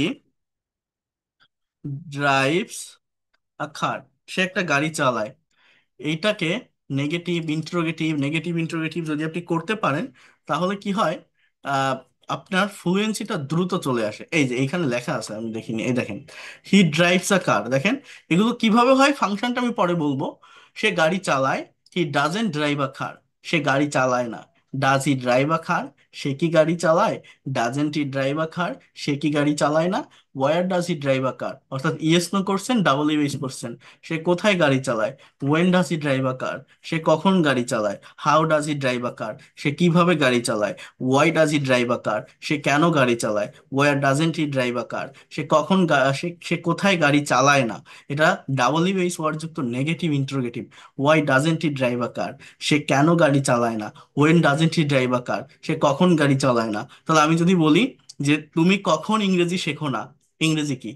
তুমি কখন ইংরেজি শেখো না? When don't you learn English. দেখছেন? মানে ড্রাইভের পরিবর্তে লার্ন বসান, আর যেহেতু ইউ বলছি, ডাজেন্টের পরিবর্তে ডোন্ট বসান। হ্যাঁ, আমি যদি বলি সে কেন বাজারে যায়নি, why why didn't he go to market, সে কেন বাজারে যায় না। Why doesn't he go to market. সে কেন ইংরেজি শেখে না। Why doesn't he learn English. তুমি কেন ইংরেজি শেখো না। Why don't you learn English. এই যে বাংলায় কিছু ভাবলে ইনস্ট্যান্টলি সেটাকে ইংলিশে বলতে পারা কিভাবে সম্ভব হয়, যখন এই প্রত্যেকটা টেন্সের স্ট্রাকচারকে আপনি আবার ট্রান্সফর্ম করতে পারেন নেগেটিভ ইন্টারোগেটিভ ডাবল যুক্ত নেগেটিভ ইন্টারোগেটিভে, তখন এটা সম্ভব হয়। এবং এইটা প্র্যাকটিসের অথেন্টিক একটা ফাইল আমার কাছে আছে, যেটাকে বলা হয় ল্যাঙ্গুয়েজ ড্রিল প্র্যাকটিস সেশন। এইটা আমি আমার পেইড কোর্সের স্টুডেন্টসদের করিয়ে থাকি, যাতে করে whatever you think in Bangla, you will be able to speak in English. সেই ল্যাঙ্গুয়েজ ড্রিলের পিডিএফ ফাইলটা আমি আপনাদেরকে দেখাবো, প্র্যাকটিস করাবো। একটু টাইম দেন। তাহলে এইভাবে সিম্পল টেন্সগুলো হয়। কিভাবে হয়? সাবজেক্টের পর ভার্বের present form, present indefinite, past form, past indefinite, will plus V one, এটা ফিউচার ইনডিফিনিট। শেষ। এরপর আমরা এই যে সেন্টেন্সগুলো তৈরি করলাম, আমি আপনাদেরকে বলছিলাম যে আমরা শুধু সেন্টেন্স বা বাক্যের ভিতর সীমাবদ্ধ থাকবো না। একটা বাক্যকে আমরা কিভাবে একটা স্পিকিং এ বা প্রেজেন্টেশনে রূপান্তর করতে পারি, আমরা সেই বিষয়টাও দেখব। অর্থাৎ নেগেটিভ ইন্টারোগেটিভ আমি দেখাচ্ছি, কিন্তু তার আগে আমি আপনাদের ফার্স্ট ক্লাসে একটা প্রেজেন্টেশন দেখিয়েছিলাম, আপনাদের কারো মনে আছে কিনা? আগে এটা একটু দেখেন, কারণ অনেকেই আজকে ক্লাসে নতুন আছেন। তো আগে এটা একটু দেখেন। এটার পর আমি একটা main IELTS cue card topic দেখাবো, যে ইংলিশে কিভাবে এই ভার্বের ফর্ম মেনটেন করে স্পিকিং করতে হয়, কোনো গ্রামাটিক্যাল মিস্টেক ছাড়া কিভাবে ইংলিশে কথা বলা যায়। এই দেখেন, আমরা কিভাবে ইংলিশে সার্টেন টপিকের উপর প্রেজেন্টেশন দিতে পারি। আমাদের ফোকাসটা কিন্তু অলওয়েজ এই ভার্বের ফর্মের উপরেই রাখতে হয়। যেমন আমি যদি আপনাদেরকে বলি যে what do you do everyday, আপনারা প্রতিদিন কি করেন, হোয়াটস ইউর ডেইলি অ্যাক্টিভিটিস, এই কথাগুলো আপনি ইংলিশে ডেসক্রাইব করতে পারবেন, আমার সামনে স্পিকিং করতে পারবেন। দেখেন কিভাবে সেটা করছে। আমি অল্প একটু দেখাবো এটা, কারণ এটা আমি ফার্স্ট ক্লাসে যেহেতু দেখিয়েছিলাম। এরপর আমি মেইন একটা টপিকের ভিতরে আসবো। এরপর কন্টিনিউয়াস পারফেক্ট টেন্স গুলো দেখাবো, তারপর নেগেটিভ ইন্টারোগেটিভের মেইন ফাংশন গুলো দেখাবো। একটু টাইম দিতে হবে। আর একটা সব থেকে গুরুত্বপূর্ণ বিষয় যেটি আপনাদের আজকের ক্লাসটিতে দেখাবো, সেটি হচ্ছে ভোকাবুলারি, যেটার উপর বেশি বারবার বলছি, ভার্বের ফর্ম, এটা কিভাবে মেমোরাইজ করা যায়, ডেভেলপ করা যায়, সেটা আপনাদের দেখতে হবে। তো আগে এখানে একটু দেখি কিভাবে একটা সার্টেন টপিকের উপর স্পিকিং করতে হয়। দেখেন, যখন আপনি একটা টপিকের উপর প্রেজেন্টেশন দিবেন, তখন তার ব্যাকগ্রাউন্ডটা আগে বুঝবেন, যে আমার টাইমিংটা কেমন, ঠিক কোন টেন্সটা আমাকে এখানে ব্যবহার করতে হবে কথা বলতে গেলে। যেহেতু speak about your daily activities, তুমি প্রতিদিন কি করো, তোমার প্রতিদিনের কাজটা কি, হ্যাবিচুয়াল ওয়ার্ক গুলো কি। তার মানে এটা প্রেজেন্ট ইনডিফিনিট টেন্স, অর্থাৎ সাবজেক্টের পর আমি যে কাজটা করি সেটা প্রেজেন্ট ফর্মে হবে। সেই ভার্বটা কোন ফর্মে হবে? প্রেজেন্ট ফর্মে। এখানে ভার্বগুলোকে দেখেন ইয়েলো কালার দিয়ে হাইলাইট করা আছে। তো একটা কথা বলতে গেলে, একটা টপিকের উপর প্রেজেন্টেশন দিতে গেলে ফার্স্ট একটা গ্রিটিংস দিতে হয়, একটা ভালো ইন্ট্রোডাকশনের প্রয়োজন হয়। যেমন এখানে বলছে আসসালামু আলাইকুম, good afternoon you all, I am Sakib before you. আপনাদের সামনে আমি সাকিব বলছি। I am really glad to share my feelings. আমি সত্যি আনন্দিত আমার অনুভূতিটা ব্যক্ত করতে পেরে। I will try to say something about my daily activities. আমি আমার প্রতিদিনের কাজকর্ম সম্পর্কে কিছু বলার চেষ্টা করব। এবার এইখান থেকে মেইন বডি পার্টটা শুরু। দেখেন, ইংলিশ ল্যাঙ্গুয়েজে যখন আপনি কথা বলবেন অলওয়েজ এটা মনে করবেন, সাবজেক্টের পরে আমি ভার্ব বসাবো। ঠিক আছে? অনেকে ওই অবজেক্ট বা অ্যাডভার্ব আগে নিয়ে ফেলে, বাংলার মতো করে করে ফেলে। বাট ইংলিশ ল্যাঙ্গুয়েজটা different.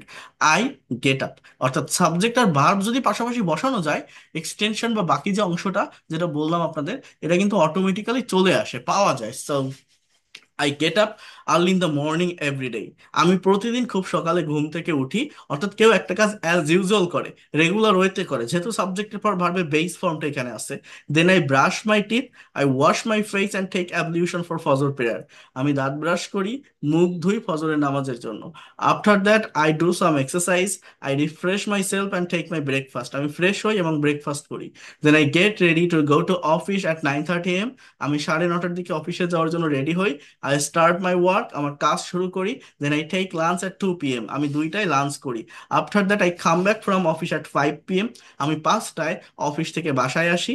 Then I spend some time with my family, আমার পরিবারের সাথে কিছু সময় কাটাই। I learn English for 1 hour। Then I take my dinner at 10 PM, I go to bed for sleeping at 11 PM। So that's all about my daily activities. Thanks for patience hearing. So এইভাবে একটা কাজ কেউ as usual করে, regular ওয়েতে করে, সেটা এখানে সাবজেক্টের পরে তার কাজগুলো বসাইছে। এখন এই এই যে একটা স্যাম্পল প্রেজেন্টেশন, আপনি আপনার মতো করে একটা প্রেজেন্টেশন এইভাবে তৈরি করেন। আপনি প্রতিদিন কি করেন, আপনার প্রতিদিনের কাজ কি, এইগুলোর সাথে হয়তো সবগুলো মিলবে না, দুই একটা অ্যাক্টিভিটি চেঞ্জ হতে পারে, সেই ভার্বটা আপনি বসান, নিজের মতো করে করার চেষ্টা করতে হয়। এখন আমি আপনাদের কি বলছি, যে স্পোকেন ইংলিশটা কি, আমরা ইংলিশে কথা বলতে পারি না কেন, সময়ের পরিবর্তন করতে পারি না।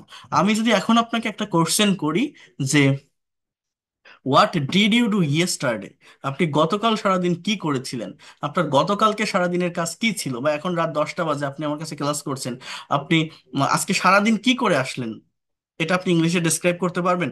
তখন আপনি কিভাবে কথা বলবেন? আপনার পরিবর্তনটা কোথায় করতে হবে জানেন?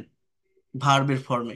যেমন দেখেন এইচে, what did you do yesterday, আর what was your yesterday activities, কিভাবে বলছে দেখেন। Assalamu alaikum. Good afternoon, you all. I am Sakib before you. I'm really glad to share my feelings. I'll try to say something about my yesterday activities. বলছে I got up early in the morning yesterday. গতকাল আমি খুব সকালে ঘুম থেকে উঠেছিলাম। Then I brushed my teeth and I washed my face and took ablution for Fajr prayer. তাহলে I get up, আমি উঠি, বাংলা বুঝবেন, our mother tongue is Bangla. ইংলিশে প্রাইমারি লেভেলে যখনই কোনো কিছু লিখবেন বা বলবেন, ব্রেনে আগে বাংলাটা চলে আসে, দেন সেটাকে কনভার্ট করে আমরা ইংলিশে লেখার বা বলার চেষ্টা করি। এই জায়গা থেকে ওভারকাম করা যাবে, আমি দেখাবো, সবকিছুই দেখাবো। বাট আগে প্রাইমারি বিষয়গুলো বোঝেন যে আই গট আপ, গেটের পাস্ট ফর্ম কি? গট। পরিবর্তনটা কোথায়? ভার্বের ফর্ম। তাহলে বাংলা কি? যে আমি খুব সকালে ঘুম থেকে উঠেছিলাম। Then I brushed my teeth, I washed my face and took ablution. Took comes from take. Took ablution for Fajr prayer. After that I did some exercise. I refreshed myself and took my breakfast. আমি fresh হয়েছিলাম এবং আমার breakfast করেছিলাম। Then I got ready to go to office or college at 9:30 a.m. আমি 9:30টার দিকে অফিসে যাওয়ার জন্য রেডি হয়েছিলাম। Then I started my work. আমার কাজ শুরু করেছিলাম। I took lunch at 2 p.m. আমি 2টায় লাঞ্চ করেছিলাম। After that I came back from office at 5 p.m. আমি 5টায় অফিস থেকে বাসায় ফিরেছিলাম। কামের পাস্ট ফর্ম কি? Came. Then I spend some times with my family. আমার পরিবারের সাথে আমি কিছু সময় কাটিয়েছিলাম। Then I learned English for 1 hour. 1 ঘন্টার জন্য ইংরেজি শিখেছিলাম। I took my dinner at 10 p.m. আমি 10টায় আমার ডিনার করেছিলাম। Then I went to bed for sleeping in 11 p.m. আমি 11টায় বেডে ঘুমানোর জন্য গিয়েছিলাম। So that's all my yesterday activities, thanks for patience hearing. তাহলে অতীতের কোনো কাজ, অতীতের কোনো কথা বর্ণনা করতে গিয়ে মেইন ভার্বের পাস্ট ফর্ম ব্যবহার করতে হয়। আমরা অনেকে পাস্ট টেন্স মানে ওয়াজ, ডিড এগুলো ব্যবহার করি, বাট না। প্রিন্সিপাল ভার্ব যেমন স্পেন্ড থেকে স্পেন্ট, অনেকে স্পেন্ডেড বলে ফেলে, কারণ অনেকে মনে করে বেশিরভাগ ভার্বের পাস্ট ফর্ম ইডি থাকে, কিন্তু না। স্পেন্ড, খাম থেকে খেইম, টেক থেকে টুক, গো থেকে ওয়েন, এইভাবে এটাকে আপনার ইউজ করতে হবে, ব্যবহার করতে হবে। এইটা যদি করতে সক্ষম হন, টাইম অনুযায়ী ভার্বের ফর্ম ব্যবহার করতে পারেন, কেউ আপনাকে আটকাতে পারবে না। এইটাই স্পোকেন ইংলিশ। আমরা ইংলিশে কথা বলতে পারি না ঠিক এই একটাই কারণে, যেভাবে কথাটা ভাবতেছি সেই ভাবনা অনুযায়ী, সেই টাইম অনুযায়ী, যে কাজটা, যে কাজের কথাটা আমি বলতেছি, সেই কাজের যে রূপ, conjugation of verb or forms of verb, এটা আমি ইংলিশে ইউজ করতে পারছি না ইনস্ট্যান্টলি। আমি যদি আপনাকে টাইমিংটা এখন আবার চেঞ্জ করে দেই, আমি যদি আপনাকে বলি what will you do tomorrow, আপনি আগামীকাল কি করবেন? আপনারা প্রত্যেকে এখন ক্লাসে আছেন, ক্লাস করছেন আমার কাছে, আপনাদের ব্রেনে সেট আপ করা আছে না, আমি আগামীকাল এই কাজটা করব, ওর সাথে দেখা করব, এখানে যাব, এটা করব, এটা করব। এই যে টাইমের আরেকটা পরিবর্তন হয়ে গেল, এই পরিবর্তন বুঝে যে স্যার আমি আগামীকাল খুব সকালে ঘুম থেকে উঠবো, ফজরের নামাজ পড়বো, একটু ব্যায়াম করব, রেডি হব, অফিসে যাব, বিকালে একটু ঘুরতে যাব একজনের সাথে, সন্ধ্যাবেলায় আসবো, মাগরিবের নামাজ পড়বো, যদি ভালো লাগে আবার আপনার ক্লাসে জয়েন করব। এই যে যাব, খাবো, করব, চলবো, লিখবো, পড়বো, দেখবো, এইগুলো আপনি কিভাবে ইংলিশে বলবেন? এটা বলতে গেলে আপনাকে সাবজেক্টের জায়গায় ভার্ব বসাতে পারলে এক্সটেনশন অটোমেটিক্যালি চলে আসে। জানতে হবে কি? ভার্ব। যেমন এই যে what will you do tomorrow, দেখেন এইখানে বলছে, এই বডি পার্ট থেকে দেখেন স্কাই কালার দিয়ে হাইলাইট করা আছে, I will get up early in the morning tomorrow. আমি আগামীকাল খুব সকালে ঘুম থেকে উঠবো। Then I will brush my teeth, আমার দাঁত ব্রাশ করব। I will wash my face and take ablution for Fajr prayer, আমি মুখ ধুবো এবং ফজরের নামাজ পড়বো। I will do some exercise, আমি কিছু ব্যায়াম করব। I will refresh my self and take my breakfast, আমি ফ্রেশ হব এবং আমার ব্রেকফাস্ট করব। Then I will get ready to go to office at 9:30 a.m. আমি 9:30টার দিকে অফিসে যাওয়ার জন্য রেডি হব। I will start my work, I will take lunch at 2 p.m. আমি 2টায় আমার লাঞ্চ করব। I will come back from office at 5 p.m. And I will spend some times with my family. আমার পরিবারের সাথে কিছু সময় কাটাবো। এই দেন, এটা বেসিক প্রেজেন্টেশন, এই জন্য সব জায়গায় দেন বা আফটার দ্যাট দেওয়া। আপনি বিভিন্ন ধরনের লিঙ্কিং ওয়ার্ড বা ট্রানজিশনাল ওয়ার্ড ব্যবহার করতে পারেন, আমার এখানে এটার উপর আলাদা ক্লাস আছে। অর্থাৎ however, consequently, in this way, that is হয়, for that reason, firstly, secondly, thirdly, moreover, অনেক কিছু ব্যবহার করা যায়। তো সেগুলো অ্যাডভান্স প্রেজেন্টেশন গুলোতে আছে। তো যাই হোক, I'll come back from office at 5 p.m. I'll spend some time with my family. I'll learn English for 1 hour. Then I'll take my dinner at 10 p.m. So it will be my tomorrow activities. So এইভাবে কিন্তু এই যে বিভিন্ন টাইমের পরিবর্তন করে কথা বলা শিখতে হবে। আমরা অনেকেই ইংলিশ ল্যাঙ্গুয়েজটা নিয়ে ভয় পাই, কিন্তু এটা ভয়ের কিছু না, এটা ডিপেন্ড করে প্র্যাকটিসের উপর। আমরা অনেকে মনে করি আমি টেন্স বুঝি না, গ্রামার বুঝি না, শব্দার্থ জানি না, আগে ভালো করে শিখে নেই তারপরে কথা বলবানি। যারা এরকম ভাবে তারা কোনোদিনও কথা বলতে পারে না। কথা বলা শুরু করে দিতে হবে, you have to start speaking. কেন কথা বলা শুরু করতে হবে? এটা সায়েন্স না বা ম্যাথ না। আমি এখন পড়াচ্ছি, এটা এটা আপনাকে ফিডব্যাক দিতে হবে। আমার পেইড কোর্সে যারা থাকে তাদের কাছ থেকে আমি প্রেজেন্টেশন নিই, তাদের অ্যাক্টিভিটিস গুলো কি তারা সেটা ডিসক্রাইব করে। এটা না করলে তো আপনি পারবেন না, আপনাকে কথা বলতেই হবে, because you are learning a language. Practice, practice, and practice. Practice makes a man perfect. So, without practicing, how can you be able to expert and fluent in English within very short time? You have to practice a lot. চুপ করে থাকলে, মুখ বুজে থাকলে, যতই শেখেন, হাজারটা class করেন, সবই জানেন ইংলিশের। অনেকে আছেন না ভালো গ্রামার জানে, ইংলিশে সব জানে, কিন্তু দেখেন স্পিকিং করতে পারে না। কেন? সে স্পিকিং করেনি তাই পারে না। সে শুধু বই পড়েছে, শুধু দেখেছে। তো স্পিকিং করতে গেলে কথা বের করতে হবে মুখ দিয়ে, ভুল হোক, whatever you think, try to speak in front of people, in front of mirror, in front of your dressing table. So কথা বলতে হবে, কথা না বললে ভাষা শেখা যায় না। এবং এই টাইমের পরিবর্তন করে কথা বলতে হবে, তাহলেই ল্যাঙ্গুয়েজটাকে প্রপার ওয়েতে ডেভেলপ করা যায়। স্পিকিং শুরু করেন আপনি। এখানে তিনজনের তিনটা স্যাম্পল প্রেজেন্টেশন আছে, এখানে আপনি প্রতিদিন কি করেন, আপনি গতকাল কি করেছিলেন, আপনি আগামীকাল কি করবেন, আপনার কাজগুলোকে, আপনার টাস্কগুলোকে, আপনার অ্যাক্টিভিটিস গুলোকে আপনি নিজে ডেসক্রাইব করার চেষ্টা করে দেখেন আপনি পারেন কিনা। একবার যে কথা বলতে পারে, সে বারবার কথা বলতে চায়, তাকে কেউ থামাতে পারে না। নিজের ভিতরে একটা প্লেজার কাজ করে, একটা কনফিডেন্ট কাজ করে। বাট কথা না বললে কোনো দিনও বলা যায় না, সারা জীবন শিখে যেতে হবে। ওই শেখা আপনি শেষ নামাতে পারবেন না।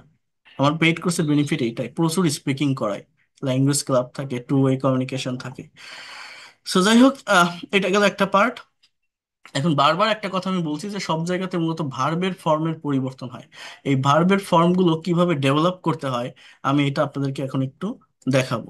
প্রত্যেকে একটু মনোযোগ দিয়ে দেখার চেষ্টা করেন, বিষয়গুলোকে নেওয়ার চেষ্টা করেন, ভালোভাবে বোঝার চেষ্টা করেন কিভাবে ভার্বগুলোকে আমরা ডেভেলপ করতে পারি। এটা দেখানোর পর আমি কন্টিনিউয়াস এবং পারফেক্ট টেন্সে আসবো। সেখানে আসার পর ল্যাঙ্গুয়েজ ড্রিলটা একটু দেখাবো। তো উম,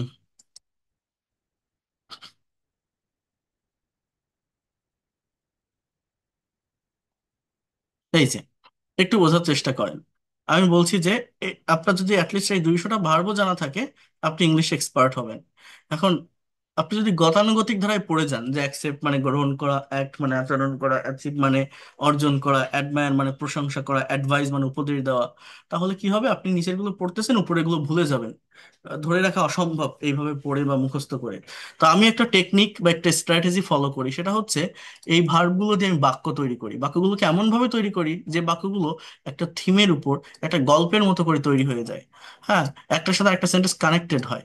তাহলে কি হয়, এই ভার্বগুলো দিয়ে যদি গল্প তৈরি করা যায়, মানে আমার বাইরে থেকে ভার্ব নেওয়ার প্রয়োজন হতে পারে, কিন্তু এগুলো কমন থাকবে যেগুলো আমি সিলেক্ট করব। এটা করতে পারলে একটু হয়তো সময় লাগে, বিভিন্ন থিমের উপর করা যায়, রাইটিংটা ভালোভাবে প্র্যাকটিসে থাকে, এবং যে ভার্বগুলো আপনি একবার ব্যবহার করছেন, সেগুলোর ব্যবহার আপনি পরে আর কখনো ভুলবেন না। আপনারা দেখেন, এটা খুবই গুরুত্বপূর্ণ, আপনার অনেক কাজে লাগবে এই পার্টটুকু। একটু বোঝার চেষ্টা করেন। মনে করেন এইখানে আমি কয়টা ভার্ব, এটা 1 2 3 4 5 6 7 8, 9টা। এখানে 9টি ভার্ব আমি নিয়েছি, এগুলো উইক ভার্ব বা রেগুলার ভার্ব, এই জন্য পাস্ট ফর্ম বা পাস্ট পার্টিসিপল ফর্ম সেম। এখন এই ভার্বগুলো দিয়ে আমি এমন ভাবে সেন্টেন্স তৈরি করব যে সেন্টেন্স বা বাক্যগুলো একটা গল্পে পরিণত হবে। ফর এক্সাম্পল, অ্যাকসেপ্ট মানে গ্রহণ করা। একটা সেন্টেন্স তৈরি করতে গেলে আপনি একটা সাবজেক্ট নেন।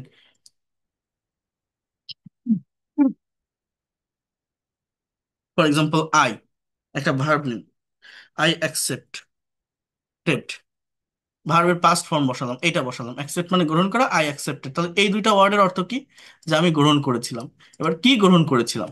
For example, I accepted his proposal, আমি তার প্রস্তাবটা গ্রহণ করেছিলাম। এটা আমার একটা, এখানে একটা টু প্রেপোজিশন হবে, অ্যাকসেপ্টেড টু হিজ প্রপোজাল, আমি তার প্রস্তাবটা গ্রহণ করেছিলাম। এখন এই যে জায়গাটা আমি লিখলাম, এই যে পার্টটুকু আমি লিখলাম, এখন এই জায়গায় একটু বোঝার চেষ্টা করেন, কিসের প্রপোজাল বা কি বা কে, এটা তো আমি জানি না। যে কোনো একটা থিমের উপর আমার দাঁড় করাতে হবে, তাহলে সেটা আমি কিভাবে করতে পারি? ফর এক্সাম্পল, আমি এরকম একটা সেন্টেন্স লিখলাম যে আ বয়, একটা ছেলে, আমি এটা আগেও দেখিয়েছি, লাভস মি ভেরি মাচ, একটা ছেলে আমাকে খুব ভালোবাসে। এবার আমি যদি বলি যে হি proposed me, he proposed to me yesterday, সে গতকাল আমাকে প্রস্তাব দিয়েছিল। এইবার আমি এই বাক্যটা এইখানে লিখি যে I accepted his proposal, I accepted his proposal. এরপর কি, try to understand here, I accepted, এবার এটা বাদ পড়ে গেল কেন, I accepted to his proposal. এরপর আমি যদি বলি যে অ্যাক্ট মানে আচরণ করা। হ্যাঁ, তো এই ভার্বটা দিয়ে আমি একটা সেন্টেন্স তৈরি করব যে ওয়েন হি প্রপোজ মি, যখন সে আমাকে প্রপোজ করেছিল, হি অ্যাক্টেড, অর্থাৎ সে আচরণ করেছিল like a hero in front of me, একটা হিরোর মতো, একটা নায়কের মতো আমার সামনে। ঠিক আছে। সো এরপর দেখেন, বোঝার চেষ্টা করেন। এখানে বলছে যে অ্যাচিভ মানে অর্জন করা। হি ইজ, আমি তার একটা পরিচয় দিই যে সে ছেলেটা কি। হি, মনে করেন আমি একটা মেয়ে হয়ে কথা বলছি, হ্যাঁ। He completed,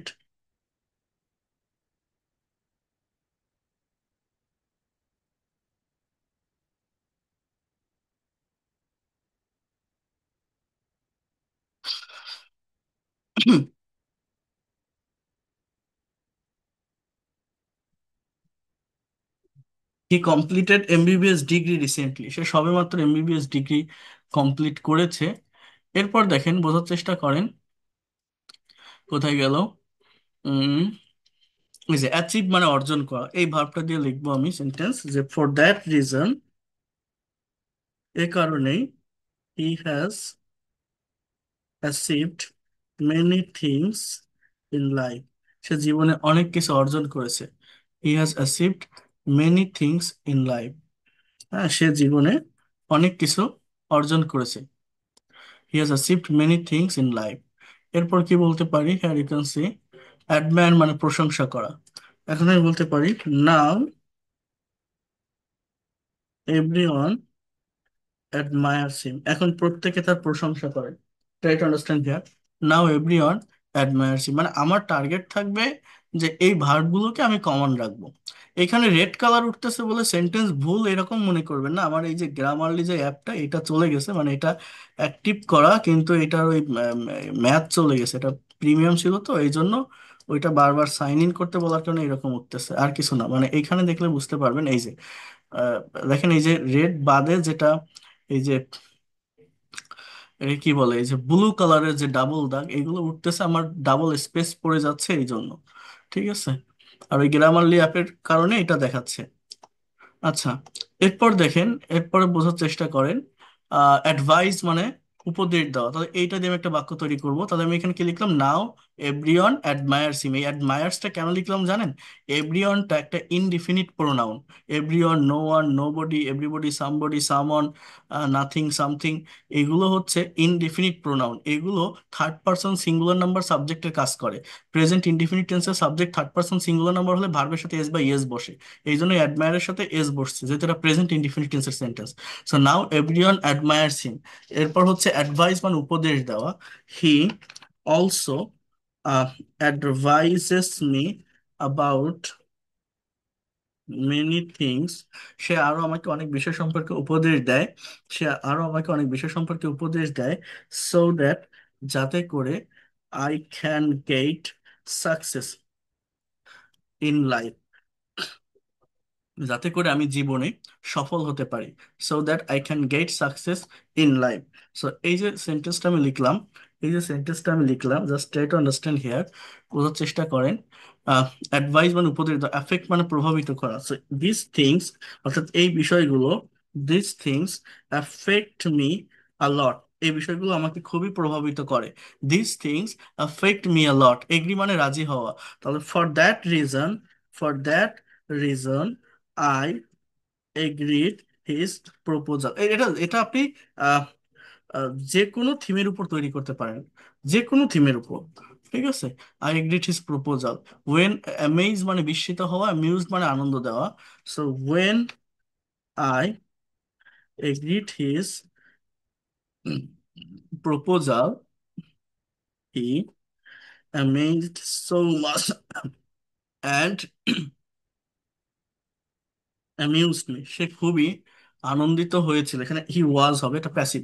he was amazed so much and amused me a lot, এবং আমাকে খুবই বিস্মিত, সরি অ্যামেজ, সে বিস্মিত হয়েছিল, and amused me a lot, আমাকে খুবই আনন্দ দিয়েছিল।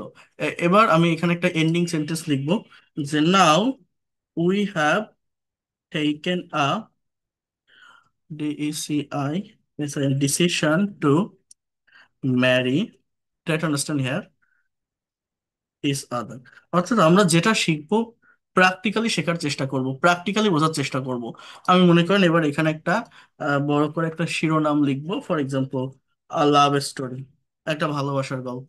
সো এইভাবে আমার কি হলো, এই ভার্বের ফর্মগুলো মুখস্থ হয়ে গেল, চর্চায় থাকলো, একটা থিমের উপর গল্প তৈরি করে ফেললাম, আমার রাইটিং এর ডেভেলপমেন্টটা আসলো। তাহলে a boy loves me very much, ঠিক আছে। এরপর he propose to me yesterday, I accepted to his proposal when, তাহলে এই অ্যাকসেপ্ট থেকে অ্যাকসেপ্টেড, এই ভার্বটা when he proposed me, he acted, সে আচরণ করেছিল, অ্যাক্ট মানে আচরণ করা, like a hero in front of me. He completed MBBS degree recently, for that reason he has achieved, achieve মানে অর্জন করা, অ্যাকসেপ্ট মানে গ্রহণ করা, অ্যাক্ট মানে আচরণ করা, many things in his life, now everyone admires him, এখন প্রত্যেকে তার প্রশংসা করে। He also advises me about many things, সে আমাকে অনেক বিষয় সম্পর্কে উপদেশ দেয় যাতে করে আমি জীবনে সফল হতে পারি। This things affect me a lot, এই বিষয়গুলো আমাকে খুবই প্রভাবিত করে। অ্যাডভাইস মানে উপদেশ দেওয়া, এফেক্ট মানে প্রভাবিত করা। For that reason I agreed his proposal, agree মানে রাজি হওয়া। When I agreed his proposal he was amazed, amazed মানে বিস্মিত হওয়া, অ্যান্ড অ্যামিউজড মানে আনন্দ দেওয়া, and amused me a lot. Now we have taken a decision, অর্থাৎ আমার চেষ্টা থাকবে আমি যে ভার্বগুলোকে সিলেক্ট করব, আমার সিলেক্টেড ভার্বগুলোকে কমন রেখে কয়েকটা সেন্টেন্স তৈরি করা, সেন্টেন্সগুলো যেন একটার সাথে একটা মিলে যায়, যাতে সেটা একটা গল্পের মতো হয়। এটা যে কোনো থিমের উপর তৈরি করা যায়। সো এখানে 200টা ভার্ব আমার আছে, এই 200টা ভার্ব পড়ার জন্য যদি 20টা গল্প আপনি এইভাবে তৈরি করতে পারেন, হয়তো একটু টাইম লাগবে, এটা আমার পেইড কোর্সের স্টুডেন্টদের আমি অ্যাসাইনমেন্ট দিয়ে থাকি। কিন্তু আপনি যদি একবার করতে পারেন, আপনার রাইটিং এর ডেভেলপমেন্টটা আসবে, প্লাস এই ভার্বগুলো একবার ব্যবহার করলে এই ভার্বগুলোর ব্যবহার আপনি আর কখনো ভুলবেন না। গতানুগতিক ধারায় পড়ার থেকে এইভাবে ক্রিয়েটিভ ওয়েতে যদি আপনি করতে পারেন, ল্যাঙ্গুয়েজটিকে দ্রুত ডেভেলপ করা যায়। এটা আপনি কোনো জায়গায় পাবেন না, আপনার ইউটিউব চ্যানেল বলেন, ফেসবুক পেজ বলেন, কোনো টিচার এইভাবে দেখায় না। কিন্তু সত্যিকার অর্থে ল্যাঙ্গুয়েজ শিখতে গেলে প্র্যাকটিক্যালি এভাবে শেখার চেষ্টা করতে হয়। একটা সাবজেক্ট নেন, একটা ভার্ব নিয়ে আসেন, দেখেন অবজেক্ট দেখবেন অটোমেটিক্যালি চলে আসে, যে কোনো ভাবে করা যায়, মানে আপনি ইনস্ট্যান্টলি করা যায়। এই দেখেন, মনে করেন এই অ্যামিউজ পর্যন্ত ছিল, আমি যদি এখান থেকে করি, অ্যান্সার মানে উত্তর দেওয়া, এটাতে একটা বাক্য তৈরি করে ফেলেন। আই, একটা সাবজেক্ট নিলাম অ্যান্সার, আমি উত্তর দেই, আই অ্যান্সার্ড, আমি উত্তর দিয়েছিলাম, আই হ্যাভ অ্যান্সার্ড, আমি উত্তর দিয়েছি। তাহলে আই অ্যান্সার্ড, আমি উত্তর দিয়েছিলাম, কিসের উত্তর? I answered their all question, আমি তাদের সমস্ত প্রশ্নের উত্তর দিয়েছিলাম। একটা অবজেক্ট আমার মতো করে নিয়ে আসলাম। এবার কিসের প্রশ্ন বা কি কি একটা থিম তৈরি করে ফেলি, যেমন অ্যাপিয়ার মানে প্রদর্শিত হওয়া, অ্যারেঞ্জ মানে আয়োজন করা। তাহলে আমি যদি বলি সোশ্যাল অর্গানাইজেশন, একটা সামাজিক প্রতিষ্ঠান, অ্যারেঞ্জ দ্য কুইজ কম্পিটিশন, একটা কুইজ প্রতিযোগিতার আয়োজন করেছিল। I arrive there on time, আমি সেখানে সময় মতো পৌঁছালাম। When I was going there, যখন আমি সেখানে যাচ্ছিলাম, সাম ক্রিমিনালস অ্যাটাকড মি, কিছু সন্ত্রাসী আমাকে আক্রমণ করেছিল। After that I arrive there safely, then many questions, এই যে অ্যাপিয়ার মানে প্রদর্শিত হওয়া, many questions have been appeared in front of me, আমার সামনে অনেক প্রশ্ন উপস্থাপন করা হয়েছিল। I answered their all question properly. So এইভাবে ask মানে জিজ্ঞাসা করা। You can also say that they asked me many questions. So যেভাবে হোক, মানে এটা তো আমি ইনস্ট্যান্টলি বলছি, যদি একটু সময় নিয়ে ভাবেন, বিভিন্ন থিমের উপর সুন্দর সুন্দর গল্প তৈরি করা যায়। এগুলো আমার স্টুডেন্টসরা করে দেয় আমাকে। তো এটা যদি আপনারা করতে পারেন, এখান থেকে ভার্বের ডেভেলপমেন্টটা আসবে, রিটেন ইংলিশের ডেভেলপমেন্টটা আসবে, এই ভোকাবুলারিগুলো ডেভেলপ হয়ে যাবে। আবারও বলছি, ভোকাবুলারি বলতে মূলত ভার্ব রিলেটেড ভোকাবুলারি পড়তে হয়। যার যত বেশি ভার্ব সম্পর্কে কনসেপ্ট থাকে, ভার্বের ফর্ম জানা থাকে, সে তত দ্রুত ল্যাঙ্গুয়েজটাকে শিখতে পারে, ল্যাঙ্গুয়েজটাকে ডেভেলপ করতে পারে। আমি কি আপনাদেরকে বিষয়টা বোঝাতে পারলাম? আপনারা বুঝতে পারছেন আমি কি বললাম? ভার্ব জানতে হবে, ভার্ব বুঝতে হবে, ভার্বটা খুবই গুরুত্বপূর্ণ। ওকে, তো এখন আমি একটু কন্টিনিউয়াস এবং পারফেক্ট টেন্সের কাছে আসব। আপনারা একটু এই জায়গাটাতে ফোকাস করেন, কারণ আমাদের তো টেন্স, আমরা জাস্ট সিম্পল টেন্স গুলো দেখেছি, এবং এরপরে আমরা দেখব কিভাবে একটা সেন্টেন্স নেগেটিভ ইন্ট্রোগেটিভ বা নেগেটিভ ইন্ট্রোগেটিভ করতে হয়, এই বিষয়গুলো আমরা একটু দেখব।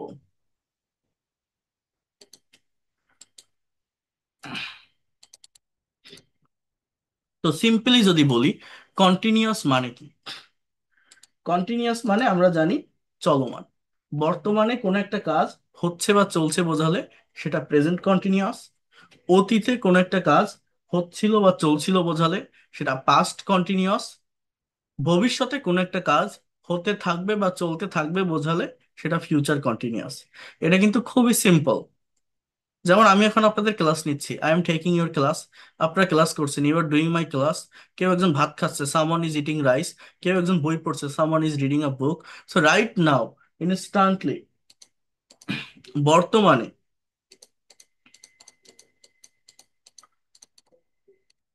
কোনো কাজ হচ্ছে বা চলছে বোঝালে সেটা প্রেজেন্ট কন্টিনিউয়াস। এখন মনে করেন, এখন আপনাকে কেউ কল দিচ্ছে, আপনি ক্লাসে আছেন, কলটা ধরতে পারছেন না। ক্লাস শেষে আপনি তাকে কল ব্যাক করে বললেন যে তুমি যখন আমাকে কল দিচ্ছিলে আমি ক্লাসে ছিলাম। তাহলে তুমি যখন কল দিচ্ছিলে, এই যে দিতেছিলে বা দিচ্ছিলে, অতীতে কোনো একটা কাজ হচ্ছিল বা চলছিল, এটাকে বলে past continuous. When you were calling me, I was in the class. When you were calling, অর্থাৎ এটা কোন টেন্স বললাম?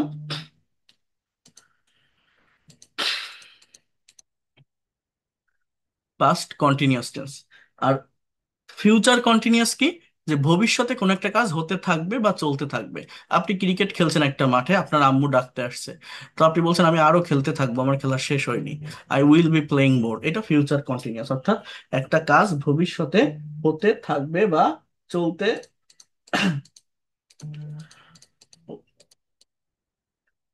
হতে থাকবে বা চলতে থাকবে বোঝায়।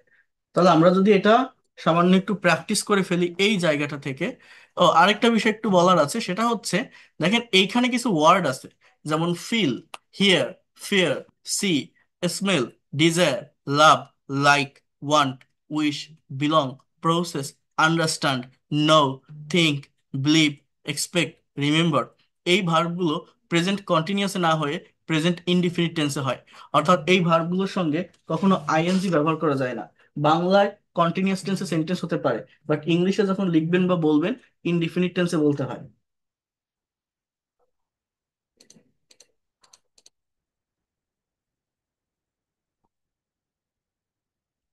বিষয়টা কেমন? মনে করেন আমি যদি বলি আমি তোমাকে ফিল করতেছি, অনুভব করতেছি, I am feeling you, it will be wrong. মানে কন্টিনিউয়াস মানে কি?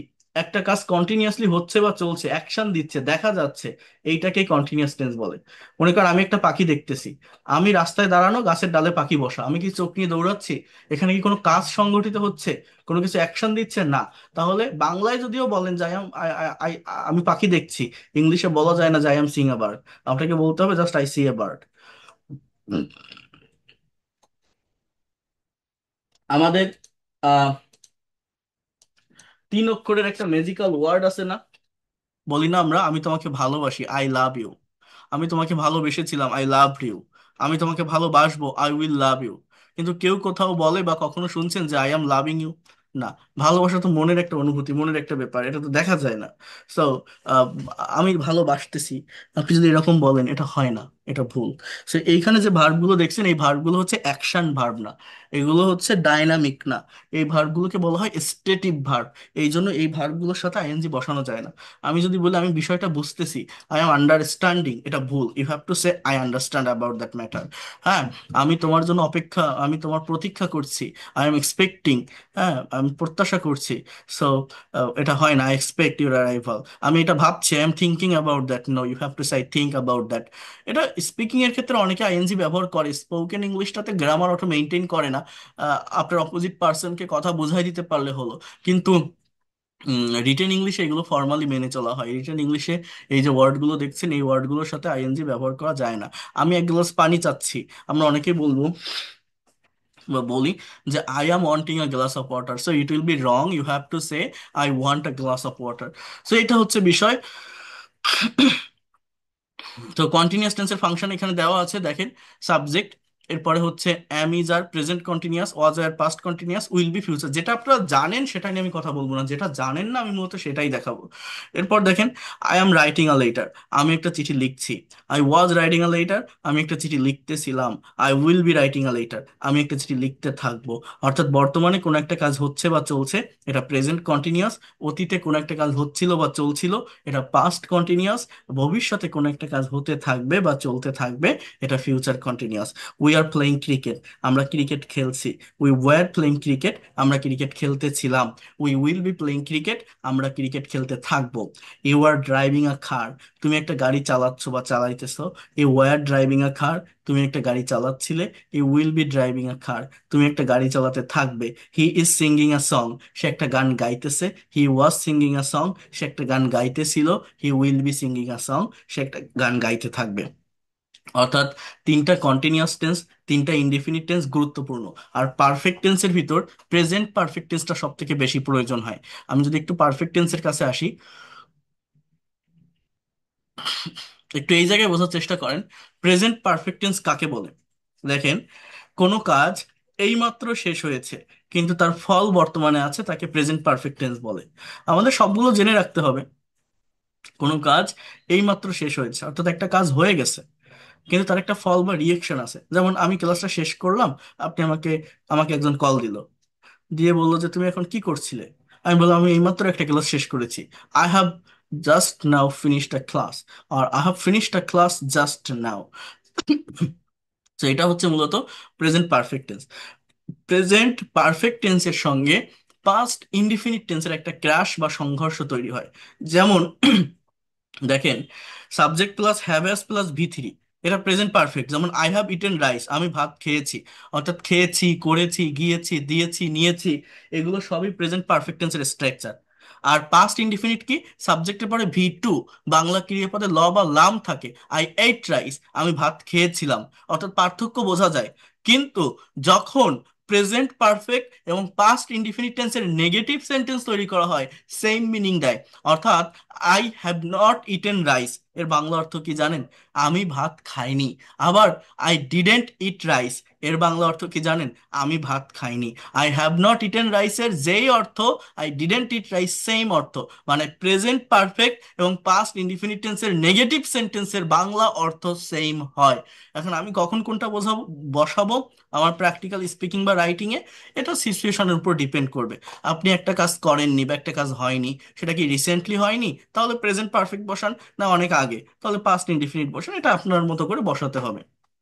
যাই হোক, আহ, আমি যদি পারফেক্ট টেন্সের ফাংশন একটু আসি, দেখেন, I have done the work, আমি কাজটা করেছি। সাবজেক্ট যদি থার্ড পারসন সিঙ্গুলার নাম্বার হয়, হি, শি, ইট বা কোনো সিঙ্গেল নেম, তাহলে হ্যাজ বসে, আদারওয়াইজ হ্যাভ।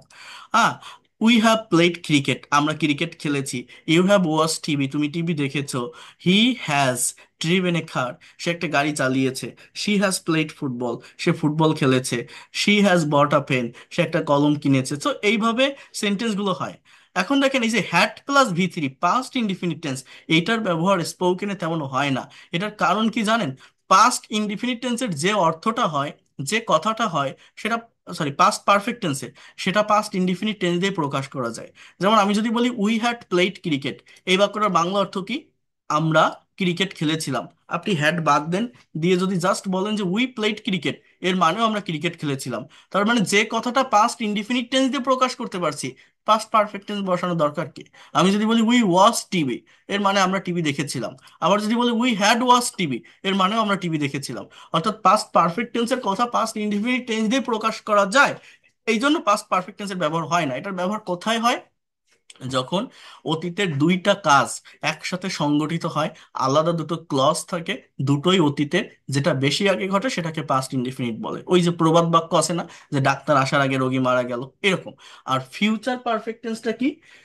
ভবিষ্যতে কোনো একটা কাজ নির্দিষ্ট সময়ের ভিতর সম্পন্ন হবে, অথবা অনুমানের উপর থাকা কোনো কাজকে ফিউচার পারফেক্ট টেন্স দ্বারা আইডেন্টিফাই করা হয়। যেমন ঐতিহাসিক কোনো ব্যক্তিবর্গের নাম বোঝাতে আমি যদি বলি, তোমরা হয়তো হাজী মোহাম্মদ মহসিনের নাম শুনে থাকবে।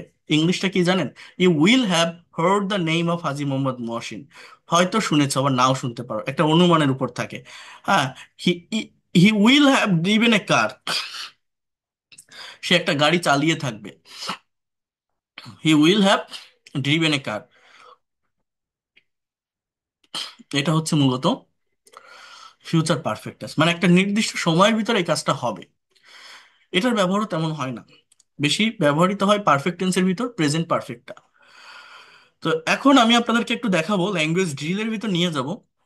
তার আগে একটু দেখাই যে কিভাবে সেন্টেন্সগুলো নেগেটিভ বা ইন্টারোগেটিভ হয়। একটু মনোযোগ দেন এই জায়গাটাতে।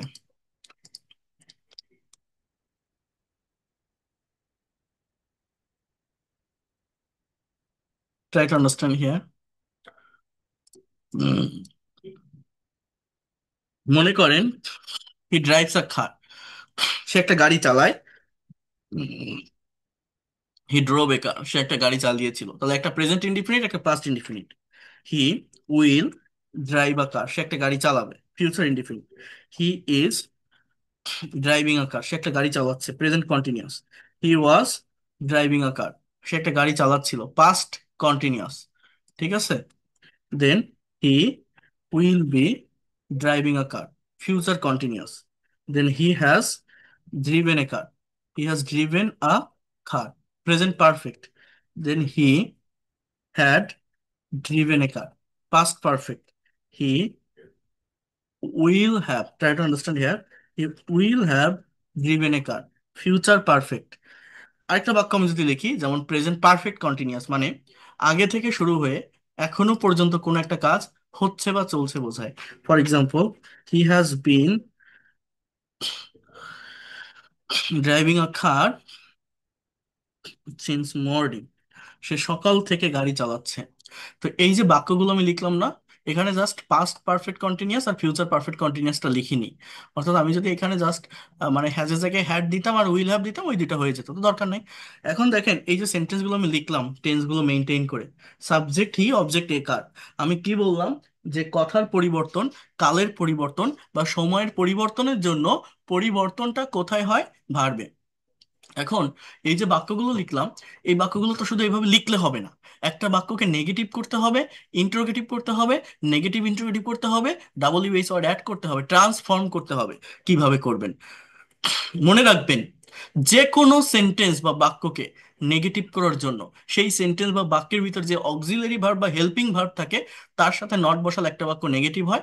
অক্সিলারি ভার্ব সাবজেক্টের আগে নিয়ে আসলে ইন্টারোগেটিভ হয়। আমাদের ইংলিশ ল্যাঙ্গুয়েজে টোটাল টেন্সের স্ট্রাকচার কয়টা?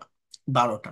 এই বিষয়টা মনে রাখবেন, 12টা টেন্সের ভিতর 10টাতেই, আবারও বলছি, 12টি টেন্সের স্ট্রাকচারের ভিতর 10টাতেই মেইন সেন্টেন্স বা অ্যাফার্মেটিভ সেন্টেন্সে অক্সিলারি ভার্ব থাকে। দুইটা টেন্সে থাকে না, প্রেজেন্ট আর পাস্ট ইনডিফিনিট। এখানে ডু ডাজ ডিড এর ব্যবহার করতে হয় নেগেটিভ বা ইন্টারোগেটিভের জন্য।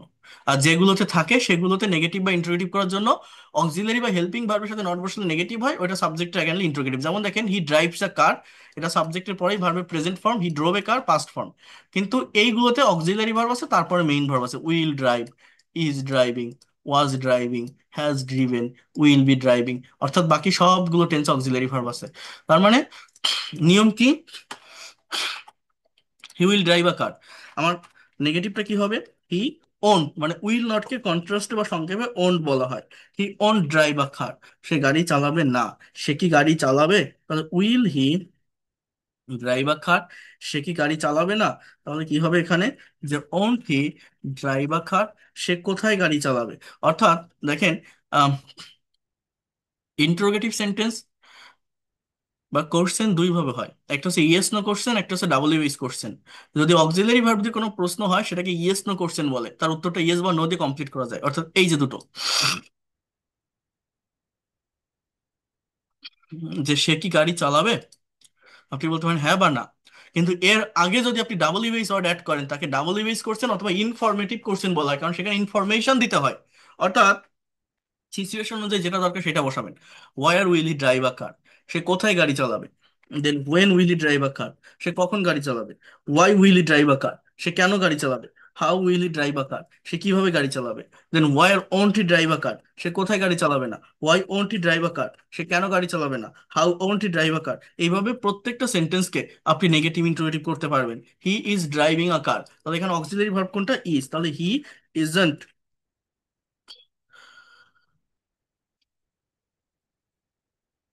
ড্রাইভিং আ কার, সে গাড়ি চালাচ্ছে, সে গাড়ি চালাচ্ছে না। সে কি গাড়ি চালাইতেছে, তখন কি হবে, যে is he driving a car, সে কি গাড়ি চালাচ্ছে না, তখন কি হবে, isn't he driving a car, সে কোথায় গাড়ি চালাচ্ছে, just where is he driving a car.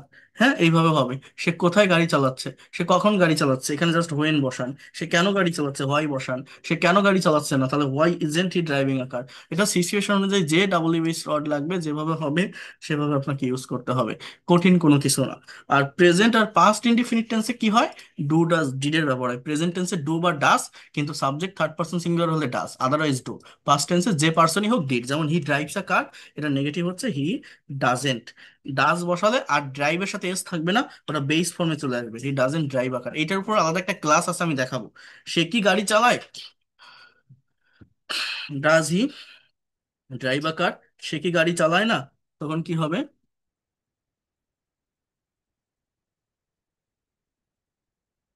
Doesn't he drive a কার। এবার সে কোথায় গাড়ি চালায়, জাস্ট এর আগে বসান যে why does he drive a car. সে কোথায় চালায়, ওয়ার। সে কেন চালায়, হোয়াই। সে কখন চালায়, হোয়েন।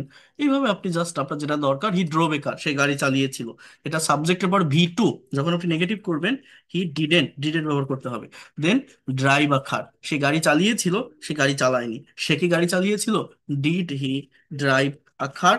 সে কি গাড়ি চালায়নি, তখন কি হবে, just didn't he, didn't he drive a কার।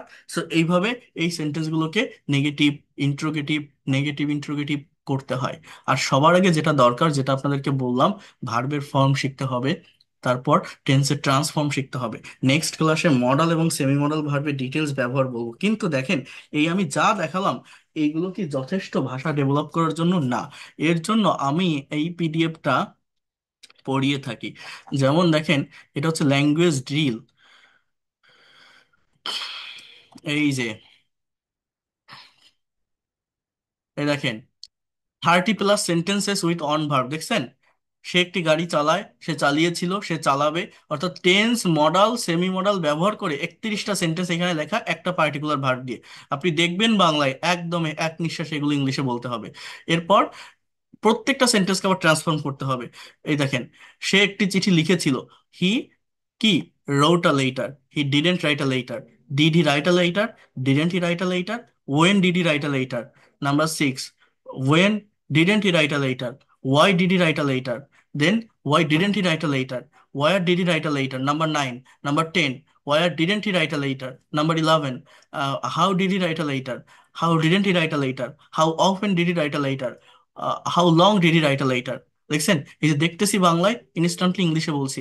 এই বলাটা আপনাকে শিখতে হবে। এটা সব টেন্স দিয়ে এইভাবে সেন্টেন্স প্র্যাকটিক্যালি সব দেওয়া আছে, আপনাকে বলতে হবে। এবং এগুলো করার পর, এই দেখেন, প্রেজেন্ট পারফেক্ট কন্টিনিউয়াস টেন্স, এখানে 12টা সেন্টেন্স আছে।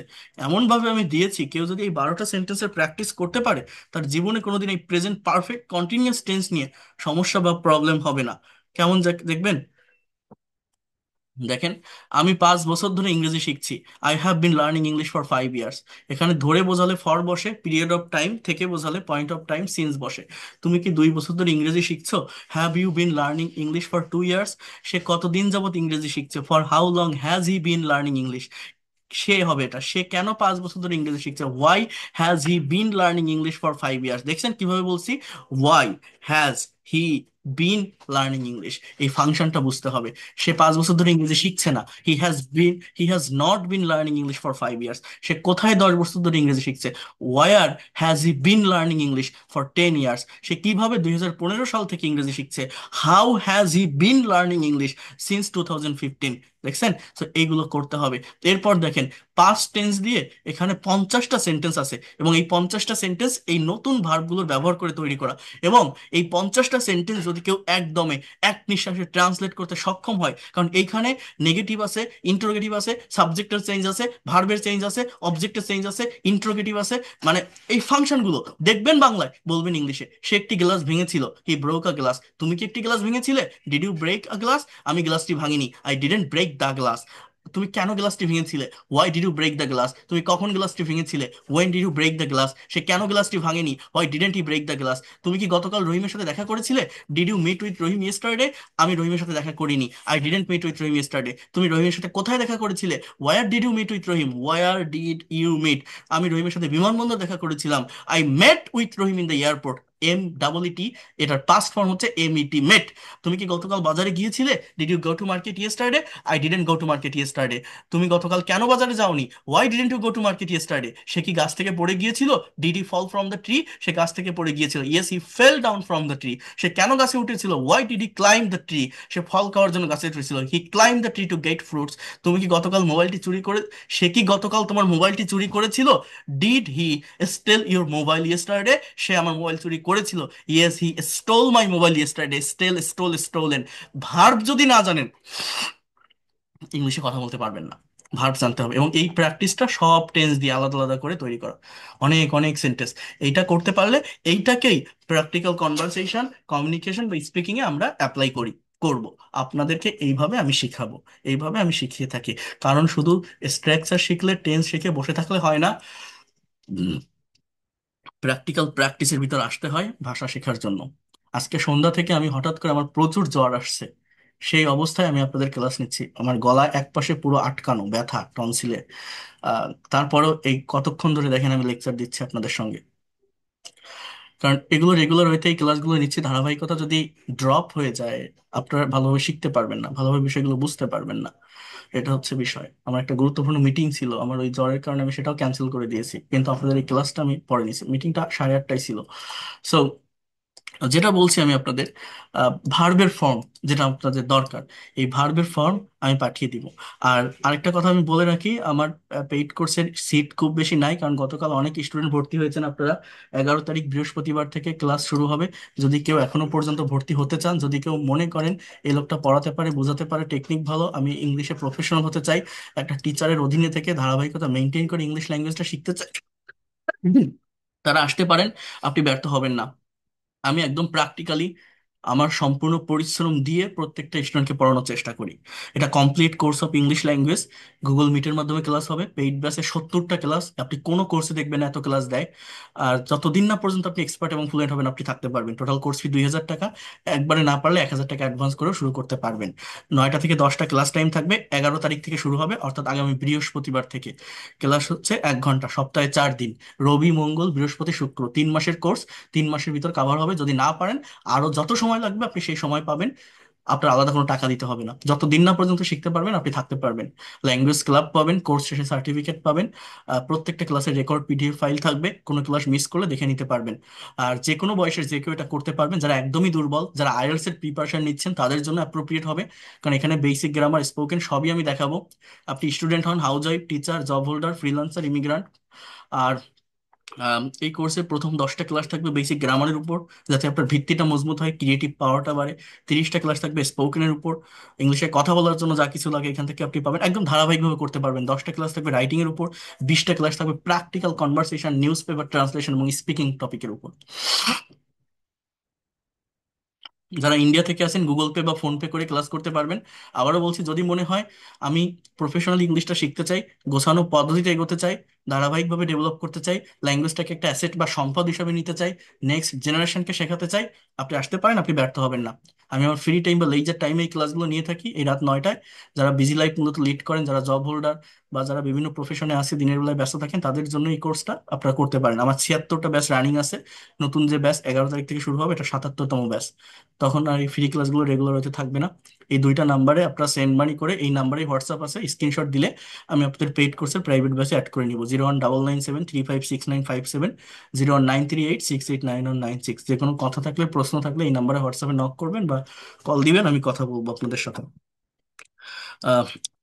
প্রত্যেকটা ক্লাসের রেকর্ড পিডিএফ ফাইল দিব। আর আমি যা যা পড়াচ্ছি, আমি এটাও বলছিলাম আপনাদের, আমার লেখা একটা বইও আছে, এই সব কিছু যা যা আজকে পড়ালাম এগুলো আমার এই বইটাতে লেখা আছে। এটা আপনার ফ্রি না, এটা আপনি একটা হার্ড কপি, এটা বই হাতে পেয়ে টাকা পরিশোধ করতে পারবেন। বাংলাদেশের যে কোনো প্রান্ত থেকে আমার ওয়েবসাইট থেকে অর্ডার করতে পারবেন, বা আমার নাম্বারে নাম ঠিকানা দিলে বই হাতে পাবেন না। যদি কেউ নিতে চান, নিতে পারেন। এটা প্র্যাকটিক্যাল ওয়ে অফ লার্নিং ইংলিশের একটা বই, একদম কমপ্লিট কোর্স। এখানে গ্রামার, ভোকাবুলারি, প্রোনাউন্সিয়েশন, স্পিকিং সবই আছে এই বইটাতে। এই বইটা খুবই ইফেক্টিভ। আমি যা যা পড়াচ্ছি, যা যা ক্লাস নিচ্ছি, সবকিছু একদম গোছানো পদ্ধতিতে, সাজানো পদ্ধতিতে এই বইটাতে আছে। যেমন দেখেন, আজকে যে টেন্সের ক্লাসটা নিয়েছি, এই যে টেন্সের ক্লাস, এটা এই বইটাতে দেখেন কিভাবে কত সুন্দরভাবে প্রত্যেকটা টেন্স সাজানো। এই যে কন্টিনিউয়াস টেন্স সাজিয়ে দেওয়া, তারপর আবার সেন্টেন্স তৈরি করা, তারপর আবার নেগেটিভ করা, তারপর আবার ইন্ট্রোগেটিভ করা, তারপর আবার নেগেটিভ নেগেটিভ ইন্টারোগেটিভ করা, হ্যাঁ, সবগুলো একদম নিট অ্যান্ড ক্লিন করে সাজানো এই বইটাতে। ভার্বের এই যে ফর্মগুলো এই বইটাতে সুন্দরভাবে দেওয়া আছে, সেগুলো দিয়ে প্র্যাকটিক্যাল সেন্টেন্স তৈরি করা আছে। প্রত্যেকটা টেন্সের এই যে অ্যাফার্মেটিভ সেন্টেন্স গঠন, এগুলো প্র্যাকটিক্যালি দেওয়া আছে, কিভাবে নেগেটিভ হয়। একদম খুবই ইজি ওয়েতে এই বইটা আমি লিখেছি, যাতে করে আপনারা ইংলিশ এক্সপার্ট হতে পারেন। আপনি পেইড কোর্স বা ফ্রি কোর্স করেন, এটা আপনাকে আলাদাভাবে পারচেস করতে হবে। এটা 500 টাকা প্রাইস, কারণ এটা অনেক বড় একটা বই, প্রায় 400 পেজ। আর ডেলিভারি চার্জ 120 টাকা সারা বাংলাদেশে, টোটাল 620 টাকা দিয়ে বাংলাদেশের যে কোনো প্রান্ত থেকে এটা আপনারা রিসিভ করতে পারবেন। যদি কেউ নিতে চান এটা নিতে পারেন। আজকে অনেকগুলো, প্রায় 65টা কপি মনে হয় গিয়েছে। তো যাই হোক, আহ, এটা হচ্ছে মেইন বিষয়। আর যদি কারো কোনো কোশ্চেন থাকে, হোয়াটসঅ্যাপে নক দিন, কথা বললেন, আমি কথা বলবো। আর যত পিডিএফ ফাইল আছে সবকিছু আপনারা ফ্রিতে পাবেন এই কোর্সের ভিতরে। টোটাল কোর্স ফি 2000 টাকা। যারা পারবেন একবার দিবেন, যারা পারবেন না 1000 টাকা অ্যাডভান্স করে শুরু করতে পারবেন। সিট আর খুব বেশি নেই, যদি কেউ ভর্তি হতে চান, একদম শুরু থেকে ধারাবাহিকভাবে ল্যাঙ্গুয়েজটা প্রফেশনালি শিখতে চান, 11 তারিখের কোর্সে আপনি জয়েন করতে পারেন। ওকে, সো আমি এই ক্লাসের রেকর্ড পিডিএফ ফাইল দিয়ে দিব, ঠিক আছে? আর কোনো কোশ্চেন?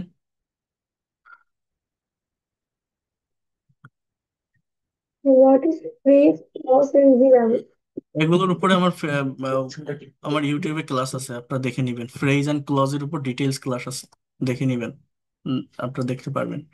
ঠিক আছে, পেইড কোর্সের বেনিফিট হচ্ছে টু ওয়ে কমিউনিকেশন। আর ঠিক আছে, আর এই যে ফ্রি ক্লাসটা, এখানে ওয়ান ওয়ে কমিউনিকেশন হয়। আমি পড়াচ্ছি, আপনি শুধু দেখতেছেন। আমি আনমিউট করে দিলে একসাথে সবাই কথা বলে ওঠে। বাট পেইড কোর্সে কি হয়, আমি যে বিষয়টা পড়াচ্ছি সেটার টাস্ক আমি আপনার কাছ থেকে নিতে পারছি। এই যে সেন্টেন্সগুলো আমি ট্রান্সলেট করালাম, এই সেন্টেন্সগুলো আপনি পরবর্তীতে আমার কাছে দিতে পারছেন।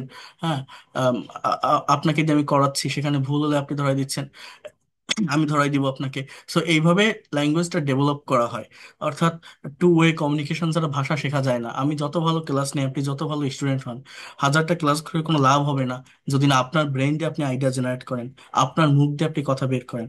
আপনাকে কথা বলতে হবে, আপনার ব্রেন দিয়ে আইডিয়া জেনারেট করতে হবে।